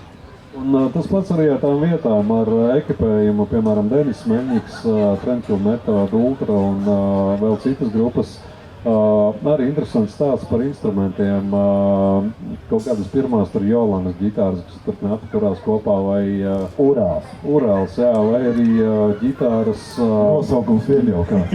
Ģitāras meistars... Stīgs no grīfa apmēram tādu gabalu. Jā, šitas arī tas, ko es teicu, ka Palkovņiks, pulkveģis, kas taisa ģitāras, pirmā ģitāra ir ok, otrā ģitāra, pirmā ir tā, ka tev, tas stīgas ir, es nezinu, kādu spēku vajag piespiest, lai spēlētu, ka 4. vai 5. ģitāra jau ir tā kā puslīdz zolīda, un tad tie stāsti par tiem instrumentiem arī ir. Un rinda saules to vēl, jā?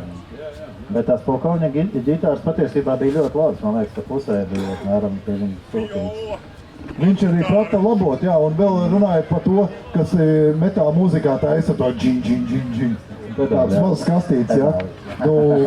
Ja mēs neiepazītos ar koroziju metālu, laikam Husqvarna neskanētu un derodā tā, kā viņi skanēja. Kaut kā tāda momenta arī, ja tu vienkārši... Viņiem jau arī, un viņiem kas taisīja? Vietēji radio speciāli. Ne jau kaut kāds tur Mos filmu, jā, tā vienkārši... Kaut kāds bija pārlodēts, te kaut kādi klasiskie pedāļi, un kaut ko dabūja ārā. Tur jau bija tas storijas visiem principā ir vienāds, ka paklausies kaut kāds ārzemju ieraksts, to grib dabūt tieši tādu pašu, bet tu realitātē nevar dabūt, ja? Un tad tu sāc pētīt, kas ir kas, un tie pedāļi tajos laikos maksāja diezgan dārgi. Un tad arī bija, ir kaut kāds pastiprinātājs, kas vispār nav ģitāras pastiprinātājs, ja? Un tu pieejūti kaut kādu parasto fūzu pedālīti, ja? Un mēģini griezt to visu uz augšu, lai dabūtu kaut kādu tur čaga. Es bišķiņ vēl par to kaimiņu valstu briesmīgo, kas mums te visu laiku biedē. Tu saproties, mēs braucam pie tās korozija metālu uzaicinājumi kaut kāds 1992. gads. Un iedomājies, mēs ejam tā kā vienkārši cilvēki nāk uz koncertu un mēs skatāmies, tur vīri stāv ar hokeju nojām un ar beisbolu vālēm, bez mazliet, pirms konči vietējā urla. Pirms koncerta viņi stāv. Un tev tur jāspēlē. Mēs par kaut kādu, nezinu, caur kaut kādu kafejnīcu izlūdzamies, vai mūs nevar, tad tiek izsauc ķirurgs, jā, šausmīgs moto bandīs, kāds atbrauc viņus izdzenā. 15 minūtes vien, pēc atkal viņu vācas. Šitāda atmosfērā notiek koncerts. Klubs iekšā pilns, tur viņus neredz. Bet ārā tu vairs iziet nevar, jā. Vēl mazliet papildināšu arī gan ar instrumentiem, gan ar ierakstiem. Piemēram, pa labi no manis Džims Jaciņā bez matiem ar bārdu Māris Brensons.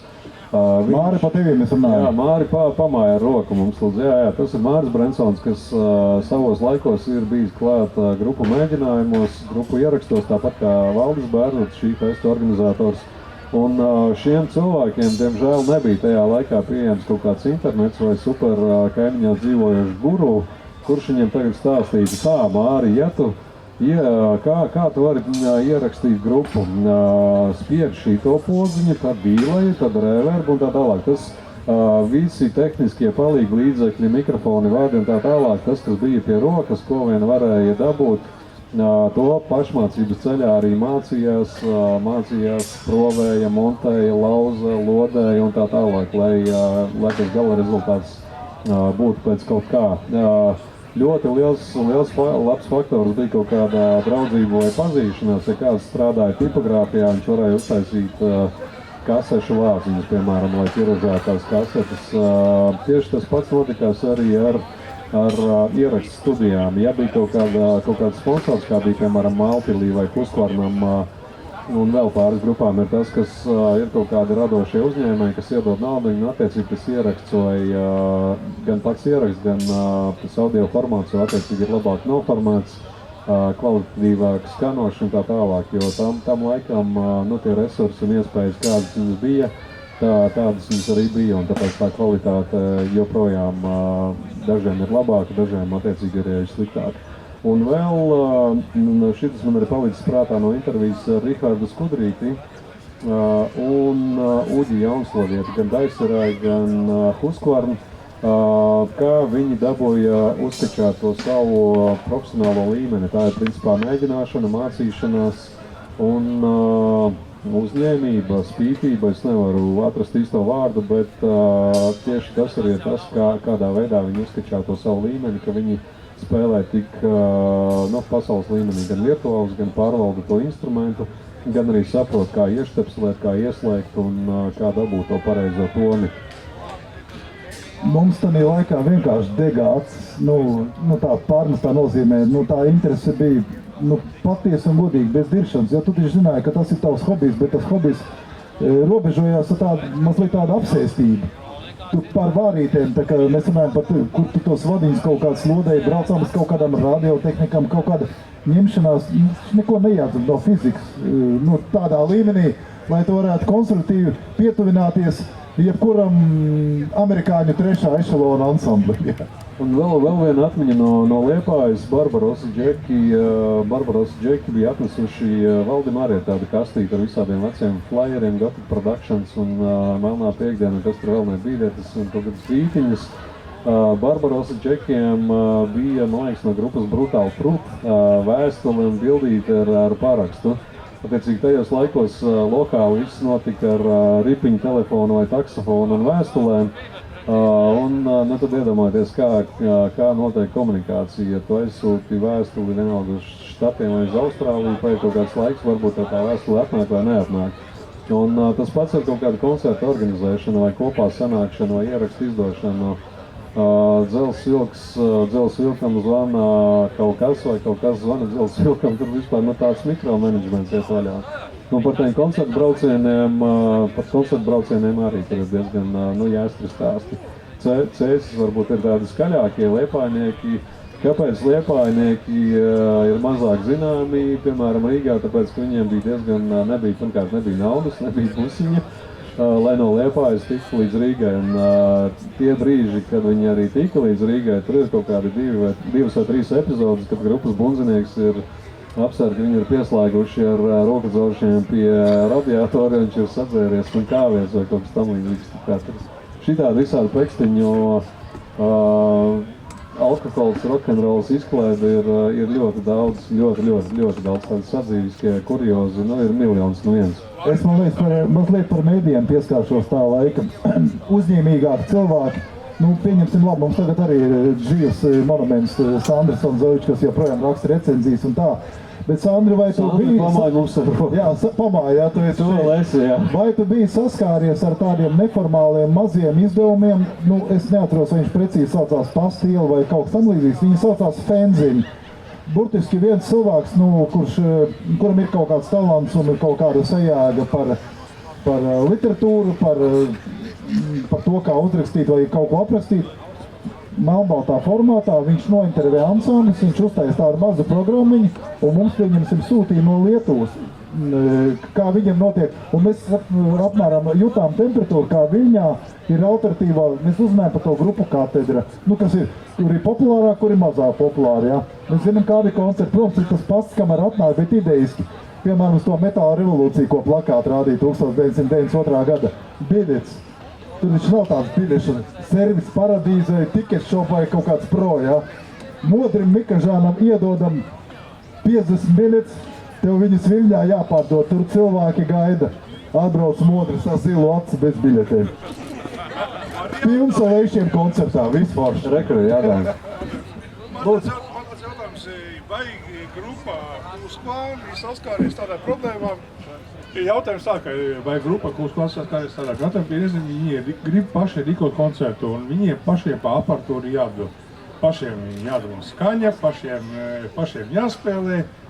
Jo es zinu, ka ap 90. 80. gadu beigas dienas vēl ļoti daudz grupas ar to arī pazuda. Ka viņi paši spēlē un pašiem jāgādā skaņa, jārīko tas pasākums un ļoti, ļoti daudz grupas ar to pazuda. Vai Kūskvāns ar to paši saskārušies? Ja tu biji lekcijas pirmajā daļā, kad mēs runājām par tiem koncertiem, pieņemsim tā metāla revolūcija, ko mēs organizējām kopā ar dažiem domu biedriem. Fakts, ka mums pašiem vajadzēja gādāt par to aparatūru. Ne jau burtiski, ne jau paņem tagad saplāksni un sāk taisīt kastes, bet bija Boris, kas arī šodien te daļēji piedalās ar apskaņošanu. Mums bija zinām daži aparatūra cilvēki, kuri prasīja zināmu atlīdzību par to, tātad aparatūra jāņem tur, kultūras tam jārunā tur.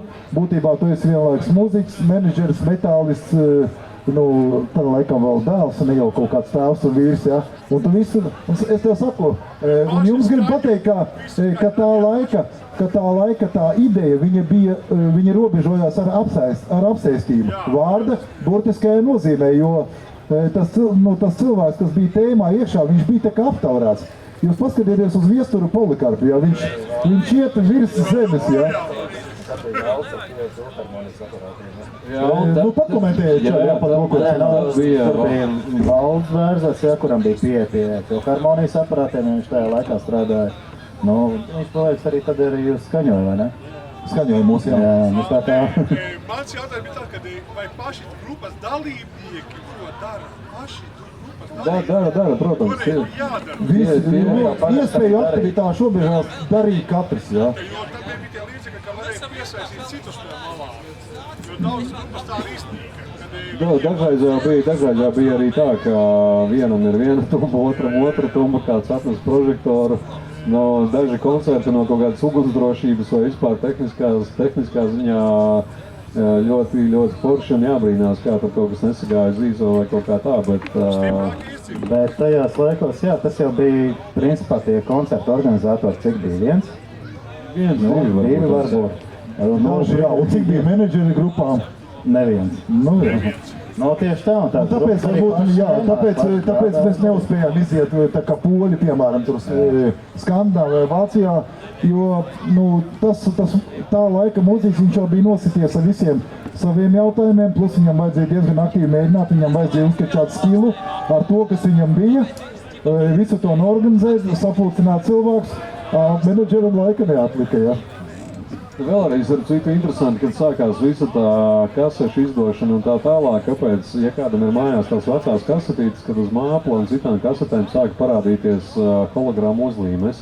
Tas bija tikai viena iemesla dēļ, nevis roks pret skrundas lokatoru, bet roks pret pirātismu, jo joprojām bija aktuāli tas, ka Krīviks iedod man kaseti, es viņu paklausos, es viņu pārakstu, tālāk es to kaseti sev pārakstīto klausos, iedodu Urbikam, Urbiks klausās pārakstu, un tā tas viss ceļo no rokas rokā. Es nesaukšu to vienu kompāniju, no slavenajām ierakstu kompānijām toreiz, kas krāmējās ar lietām, tipa tā kā mikrofona rekords. Tu tagad paņem to kaseti, vāciņš iekšā, ja? Vāciņai numurs, pieņemsim 054. Tu ieej jebkurā veikalā, tad vēl nebija tāda iepakojuma tādās celkās, ja? Tu vienkārši paskaties, es ieeju mūzikas namā Daile, Bombrēna melodijas laikā kaut kādā 1996. gadā nav numura. Oriģinālais veikals, oriģinālā kasete. Es zvanu Džekiem, saku, come on, kas notiek? Notiek tas, kā bija Rapa rūpnīca. Viens paņem vienu strūvī, tā cits var būt 10, jā, cits kastinās pa to laiku. Pie šitā paša mēs arī esam prasījuši māplām aptuvenās tirāžas. Kaut vai, intereses pēc, cik ir aptuvenās tirāžas. Viņi nevar pateikt, tāpēc, ka tas ārējais pirātisms bija tas, ko cilvēki taupības nolūkos darīja un vienkārši pārkopēja viens otram, un otrs pirātisms bija tas, ko darīja pats izdevējs. Kā tas viss arī tajos laikos notikās? Principā bija varbūt 1-2 veikali Rīgā un pārējais bija tirdziņi pa visu Latviju. Visu veidu mūzika vienā kastē, un ja izdevējām piemēram beidzās Kuskona pirmā tirāža, viņš neprasot nevienai grupai nekādu atļauju, viņš sadrukā vēl un dragā tālāk. Cik jūs šodien pārtēmāt komerc noslēpums? Jā, tas metāls interesē. Bet no kaut kāda pārdošanas viedokļa māplis laikam bija tāds vislabāk organizētais, tāpēc viņš arī visvairāk bija pārdevis, jo pārējais viss, piemēram, Graidmaster, Dead vai Barbarossa vai arī Skyforgers savā laikā paši taisīja, paši izplatīja, un tie, kas zināja, tie zināja. Tur kaut kāda veikaliņa Desants vai Bombers, varbūt tās bija 2 vietas tur, bet pārējais joprojām notika ar vēstulēm, ka to vai nu ar pasta pārskaitījumu vai aploksnē kaut kur ieslēgt naudiņu aizsūti. Grandmaster kā tādi jau netiražēja, viņi tik cik uztaisītās mājas kopijas tik arī bija tajos laikos. Klausies, es vienu sadzīves lietu atcerējos. Kad mums bija, mēs runājam par tiem formātiem, kasets, VHS un tā tālāk. Tātad Husīša koncerts 94. gada, kur ir tas iznāca ieraksts. Zin kā mēs piepelnījāmies Imants kultūras namā. Mēs kaut kur dabojām tukšās plastikā pudeles.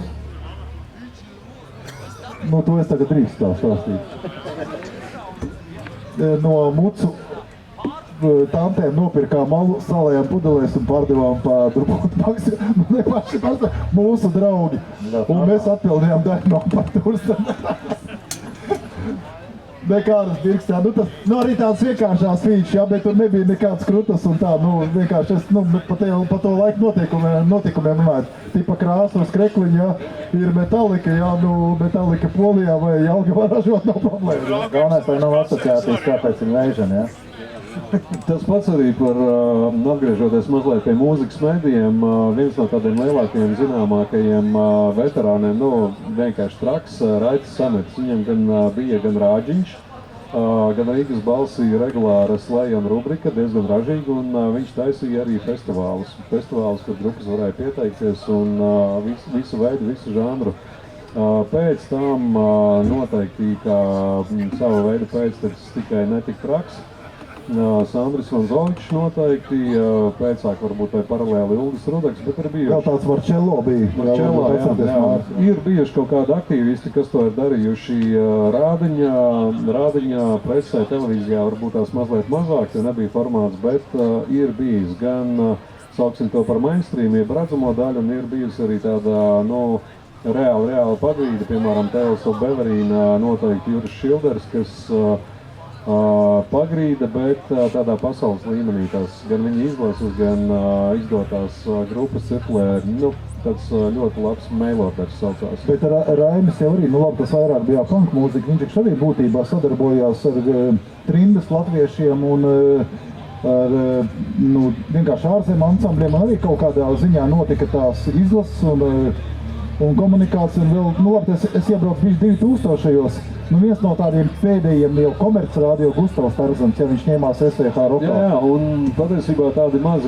uzplaiksnījumi ir bijuši kaut kādos visos laikos, bet viņi diezgan ātri pazūd, jo vai nav tik liels pieprasījums tai komercrādioņiem vai komercpresē vai kaut kā tā, bet ir mums vesela mapīte ar avīžu un žurnālu rakstiem, un arī visādiem fanzīniem dažādās kvalitātēs. Tikai ik pa laikam ir un ir forši, ka ir. Bet varbūt tā dokumentālā filma dabā var būt kā tāda nelieli rullīši YouTube, vismaz sākt ar to. Idejaski ir intervija. Jāni, kā tu to redzi? Jā, labi. Nē, patiesībā brīžiem mēs līdz šim esam nonākuši, jā, ka ja mēs nevaram uztaisīt šobrīd to visu kopumu, laika kaut kādām sadzīves patiesībā lietām, kas brīžiem reāli iegriež, nu tad, jā, varbūt ir jāapsver doma, ka to mēs visu liekam pa kaut kādām mazajām epizodēm.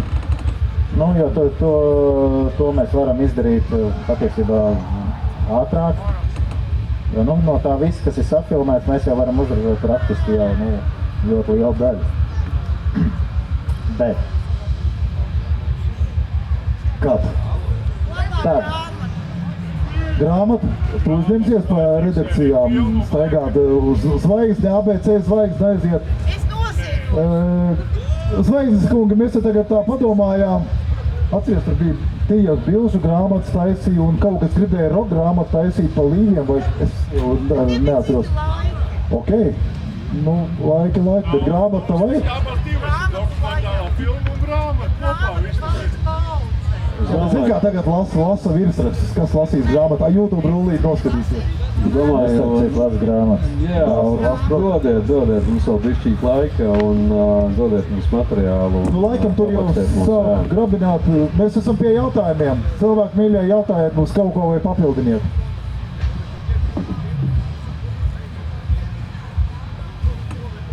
Pēc tam vismaz digitāli būs kaut kur pieejami tie, nu nezinu, benzīni, ārpus preverīnas vai kaut kas tāds.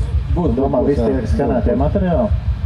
Jā, noteikti tāds ir plāns, viņus kaut kur publiskot tādā vienā kopumā. Nu, tā kā viena digitālo krātuvi. Tas pats ir arī kaut kādas vecās kasetītes, tur sākot ar Maze Ceko, Tormans, Little Beauty, Husqvarna Nemains un tā tālāk. Mēs kaut ko pa bišķīm esam digitalizējuši un iemetuši arī YouTube, to visu var pameklēt un atrast, jo mums vajag, lai tas ir pieejams, paliek nākamajai paudzei. Un lai kaut kāda jaunā paudze zina, ka patiesībā mums arī bijis kaut kāds metāls, roks un saknes, un nav tā, ka tagad pēkšņi tur, nu, viss ir sācies tikai ar Sankimoniju vai Skyforger vai kaut kā tā. Lai tas materiāls, lai tās laikmeta liecības ir, lai viņas paliek arī nākamajai, aiznākamajai un tā tālāk paudzēm. Es tagad domāju, nu tagad mēs esam gudrāki palikuši, pietuvojušies kapitālismu kaut kādai vidējai temperatūrai. Mēs esam iemācījušies spēlēt, mēs saprotam formātus, mēs protam ciparot un tā tālāk. Un mums jau parādās menedžeri, kaut kādi atbildīgie cilvēki. Ko mēs varētu novēlēt latviešu un Latvijas metāla attīstībai, smagās mūzikas? Kā jūs to redzat, kolēģi? Un kā jūs to redzat, skatītāji? Ko jūs gribētu sagaidīt no vietējām grupām? Azarta? Jā. Vēl viena jauna festivāla, lai kurā jaunatī iepazīstināt ar pagātni. Tas nebūtu slikti tas. Mums nav tik daudz veco grupu, kas spētu salasīties tādā festivālā. Nevajag jau tik daudz, bet tāpēc arī ir prezentācijas, filmai, grāmatai, piešķirat jaunas grupas un tos pašus vecos pensionās, viņiem vēl var uzspēlēt arī. Doma laba, jā, šito paturam prātā, jā. Un lai sponsorēt, piešķirat dabūtai grāmatai, filmai, vēl daudz līdzekļus, lūdzu, uztaisat pirms. Manuprāt, šobrīd jau tie festivāli ir pietiekami noklāti. Man jau var liekas, ka es tur mazai Latvijai, bet nav ko iet. Es paskatos, piemēram, 27. jūniju, es redzu roka dziesmu svēki, Sepultura Palladiumā, un vēl tur kaut kas, nu kā? Zin kā, man liekas, ka tā recepte ir ļoti banāli vienkārši, kamēr jūs nākat uz koncertiem un pērkat kreklus diskus, mācaties no galvas dziesmu dziedat līdzi bļaujiet. Tikmēr tas viss arī notiek, kamēr jūs dodat saviem ārzemju draugiem latviešu mūziku un lepojaties un sakat, ka mums nav sūdīgāks par somu vai par amerikāņu, tā tas viss arī aiziet pasaulē. Ja mēs paši nenoniecinām to, kas mums ir un to, ko mēs darām, ja mēs ar to varam palepoties un dalīt tālāk un teikt, ka reku šitas ir labs un šitā ir manta, pašiem vajag degt par to visu un tad jau tas viss iet uz priekšu un to piemēr jau netrūkst. Es piekrītu, acīm redzot, vienkārši ir jāievēro vecās tradīcijas, ar ko mēs sākām, jāturpina draudzēties ar numur 1 ar mūsu kaimiņiem, lietuviešiem, igauniem, ar somiem. aicināt viņu ansamblis pie mums, un tad jau arī brauc tā jau. Mēs arī tikām savā laikā uz Kristiāna stādi un tā tālāk. Sabatons mūs neskapēc pārcēla, jā, bet, ne pārcēla, bet pārsita, jā. Diezgan neobjektīvi. Pie tās novērtēšanas arī tas nav mans viedoklis, tas ir vienkārši tāds fenomens, ko es nejauši atrodu YouTube'ā, ka ir kaut kāda ārzemju blogeri, kas kaut kur ir dabūjuši kasetes un arhīvus un liek iekšā latviešu mūziku. Un tie komentāri, kas tur iet apakšā, ir novērtējums tā, ka viņi ir atklājuši, viņiem ir wow, viņiem ir forši un kā viņi par kaut ko tādu nav dzirdējuši un tā tālāk. Un tas, manuprāt, ir tikai labi, tāpēc mēs arī to visu cilājam, lai tas ir pie rokas un tās ir mūsu saknes, mūsu vēsture. Jā, pareizi, tu man arī atsauc atmiņā, tur viens arī vai divi krievu džeki no Maskavas kaut kādi regulāri apskatnieki, viņi arī bija uztaisījuši latviešu metāls 10 grupas, ļoti korekti, ļoti forši un sakur nostājā. Pa visu pasauli ir tā, ka tas viss kaut kur lēnā garā sāk cirkulēt ar visiem internetiem un tā tālāk vairāk un vairāk, tā kā tas ir tikai labi. Runājot par ārzemēm, kas vispār bija pirmie no Latvijas metāla, kas dabūja paspēlēt ārpus Baltijas, teiksim, ārpus padomju sistēmas? Zini kā, ārpus padomju sistēmas labs jautājums, jāpadomā. Brauca ne metālisti, bet likās tā pateikt, Grupa Rīga. Grupa Rīga, jā, tas ir posta remix un posta opus pro. Popsītis. No metālistiem es domāju, ka Baltijas valstīs tur bija vesels tāds brauciens Baltic Dandari, kad brauc igāņu grupa, lietuviešu grupa, latviešu grupa, Keresierks, man liekas, Sanktimonija, Forgeri. Jā, Skyforgeri, Kevin Grey. Bet 90. gadu līdz 95. gadam, man liekas, Jā. Pat varbūt ilgāk nebija. Pie mums atbrauca varbūt kāds kapitāls. Mēs jau runājam par sepultūrām 90. gada sākumā, jā, bet mēs netikām, jo mēs būtībā netikām. Neaiz tā, ka mēs tur bijām baigi slikti, nesmuki, tīsli, resni dievi. Jūs bijāt smuki! Mēs bijām tik smuki, ka mums vienkārši bišķiņ pietrūka, ka kādreiz liekas, ka hoķī pietrūks. Visu dara, nevar iemest, jā. Mums pietrūka menedžmenta, jā. Mums pietrūka piķa, mums pietrūka sapratnes, kā tas jādara. Kāpēc iekāpot automobīli ir jāpiesprādz, jā. Mums pietrūka tas. Bet patiesībā labs jautājums, šito mēs paraksimies un varbūt mēs atradīsim atbildi uz tavu jautājumu.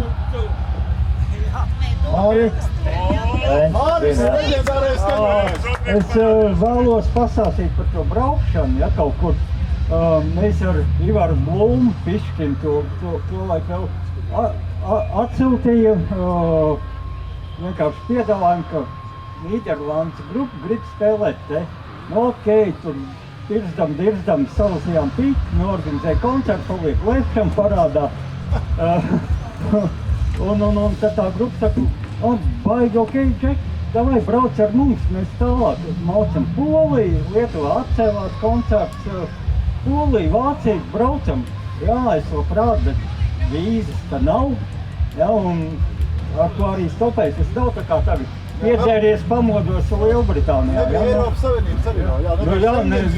Tev bija vīze vajadzīga, ja, pirmkārt, un līdz ar to momentā atkrīt tādu žiglie variantu, ka tu varēji izrauties. Tev, nebija tā. Un es pat tiešām brīnos, kā tie pirmie, kas vālēja, gan jau, ka bija vajadzīgas vīzes, bet vairāk bija vajadzīgi viņiem roltoni līdzi. Jā, šitas aspekts vienmēr ir bijis baigi aktuāls, ka, ja tajā galā viss ir sakārtots un viss ir kārtībā, tad mūsu neatkarība vēl ir pārāk, salīdzinoši jauna un mums vēl ir tur augt un tā tālāk, bet kvalitātes ziņā mēs neatpaliekam un mums arī ir rakstījuši tur no Panamas pēkšņi uzrakst, kaut kāds jau Džeki, davai, rekur, jums ir klubs un tā tālāk. Un tad, kad mēs sākam likt kopā tātad lidmašīna, viesnīca vai kaut kāds busiņš vienalga, neviens to nevar atļauties tajā brīdī. Bet kaut kādas mazākas, lielākas braucienas, tad, kad Forgeri ir labs piemērs, Brūčant ir labs piemērs, Neglekted arī labs piemērs. Un šodienā jau arī netrūkst labu piemēru. Tā labi no manis aiz Urbikas sēž vēl viens piemērs, kuru mēs arī kaut kad rudenī aizvadīsim bišķi tālāk par Baltijas valstīm. Tā kā gan jau, ka var. Tuvāk pa labi no manis arī ļoti labs piemērs, kas savā laikā ir Skrundas lokatorā spēlējis. Neliekās kopā no Husqvarna kaut kādā roka festivālā un tā tālāk. Tā kā vajag tikai raktlāk darīt un galvenais ir arī nepadoties, pat ja tie apstākļi ir tādi, kādi viņi ir un liekas, ka fuck, vai ne, ka nevar. Lēnām pamazām. Skyforgers, piemēram, uz to gāja, ne vienu, ne divus, ne 3 gadus, bet beigās viņi ir aizcīnījušies tur, kur viņi ir. Kādam varbūt tās vajag vairāk tos soļus, metrus un gadus, kādam varbūt tās vajag mazāk. Tā kā galvenais ir lēnā garā darīt. Valdim arī festivāls nesākās ar to. Pirmais festivāls, kas bija, nesākās ar to, ka bams, reku Valdi, tev viss ir tumbas skatuve, toaletes, sēdinātāji, telkis, forša publika un tā tālāk. Tā kā tas viss būvējās solīt pa solītim un galvenais ir kaut kādā brīdī vienkārši nezaudēt to deksmi, varbūt kaut kā tam. Tas ir 90. gadu piemērs, kad uzplāk ļoti daudz grupas, un pat daļa no tām, kuras dabūja tos līgumus, ar kaut kādiem ārzemju labeliem, arī tās izbeidzās. Kā, piemēram, tas pats Feresier, kas tajā laikā vispār dabūja normāls līgums bija Skyforger, Neglected Fields, Feresier, Un vēl kaut kāda bija arī izlasēs, kaut kāda ansambļa tikuši kaut kas Japānā, tik laikam arī Neglected kaut kas bija.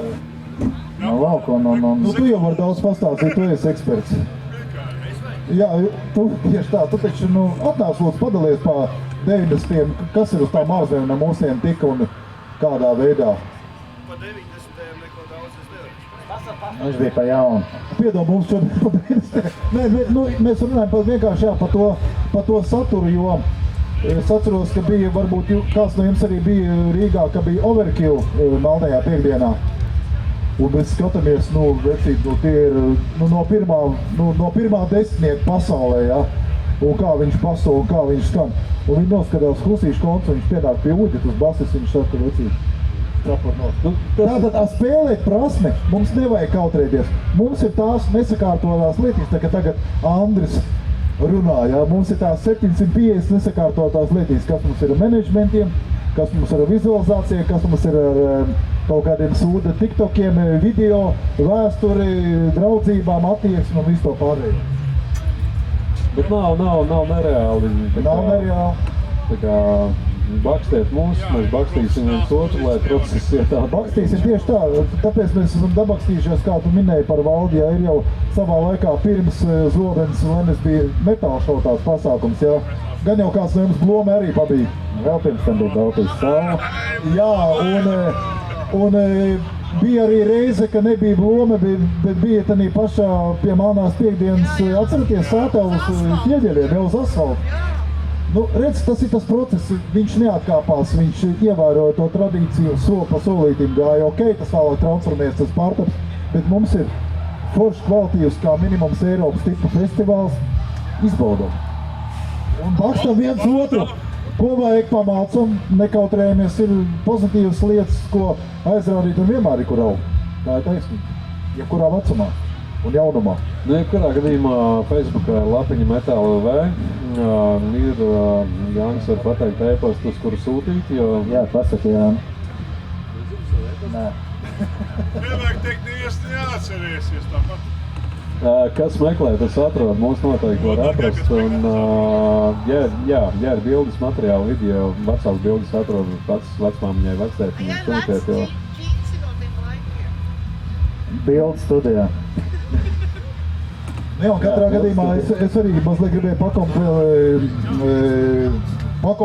kā lai saka, izteikt komplimentus šiem sēdošajiem džekiem, jo viņi zina sen, salīdzinoši sen, un arī viņa ar tev ar neformālām grupām pats mēģinājis izdot, pats pašam ir klubs un ir interesi un joprojām deg acis, super un Jānis kā video cilvēks, viņa ieguldījums, tāpat jūs esat uz Kilkina žaibām braukuši un filmējuši. Visi kārtībā, mums vienkārši vajag darīt un meklēt naudiņu un meklēt atbalstu tam un viss būs labi. Jā, paldies. Šīs nocis saka paldies jums, paldies mums un baudam festivālu. Skaties rīt!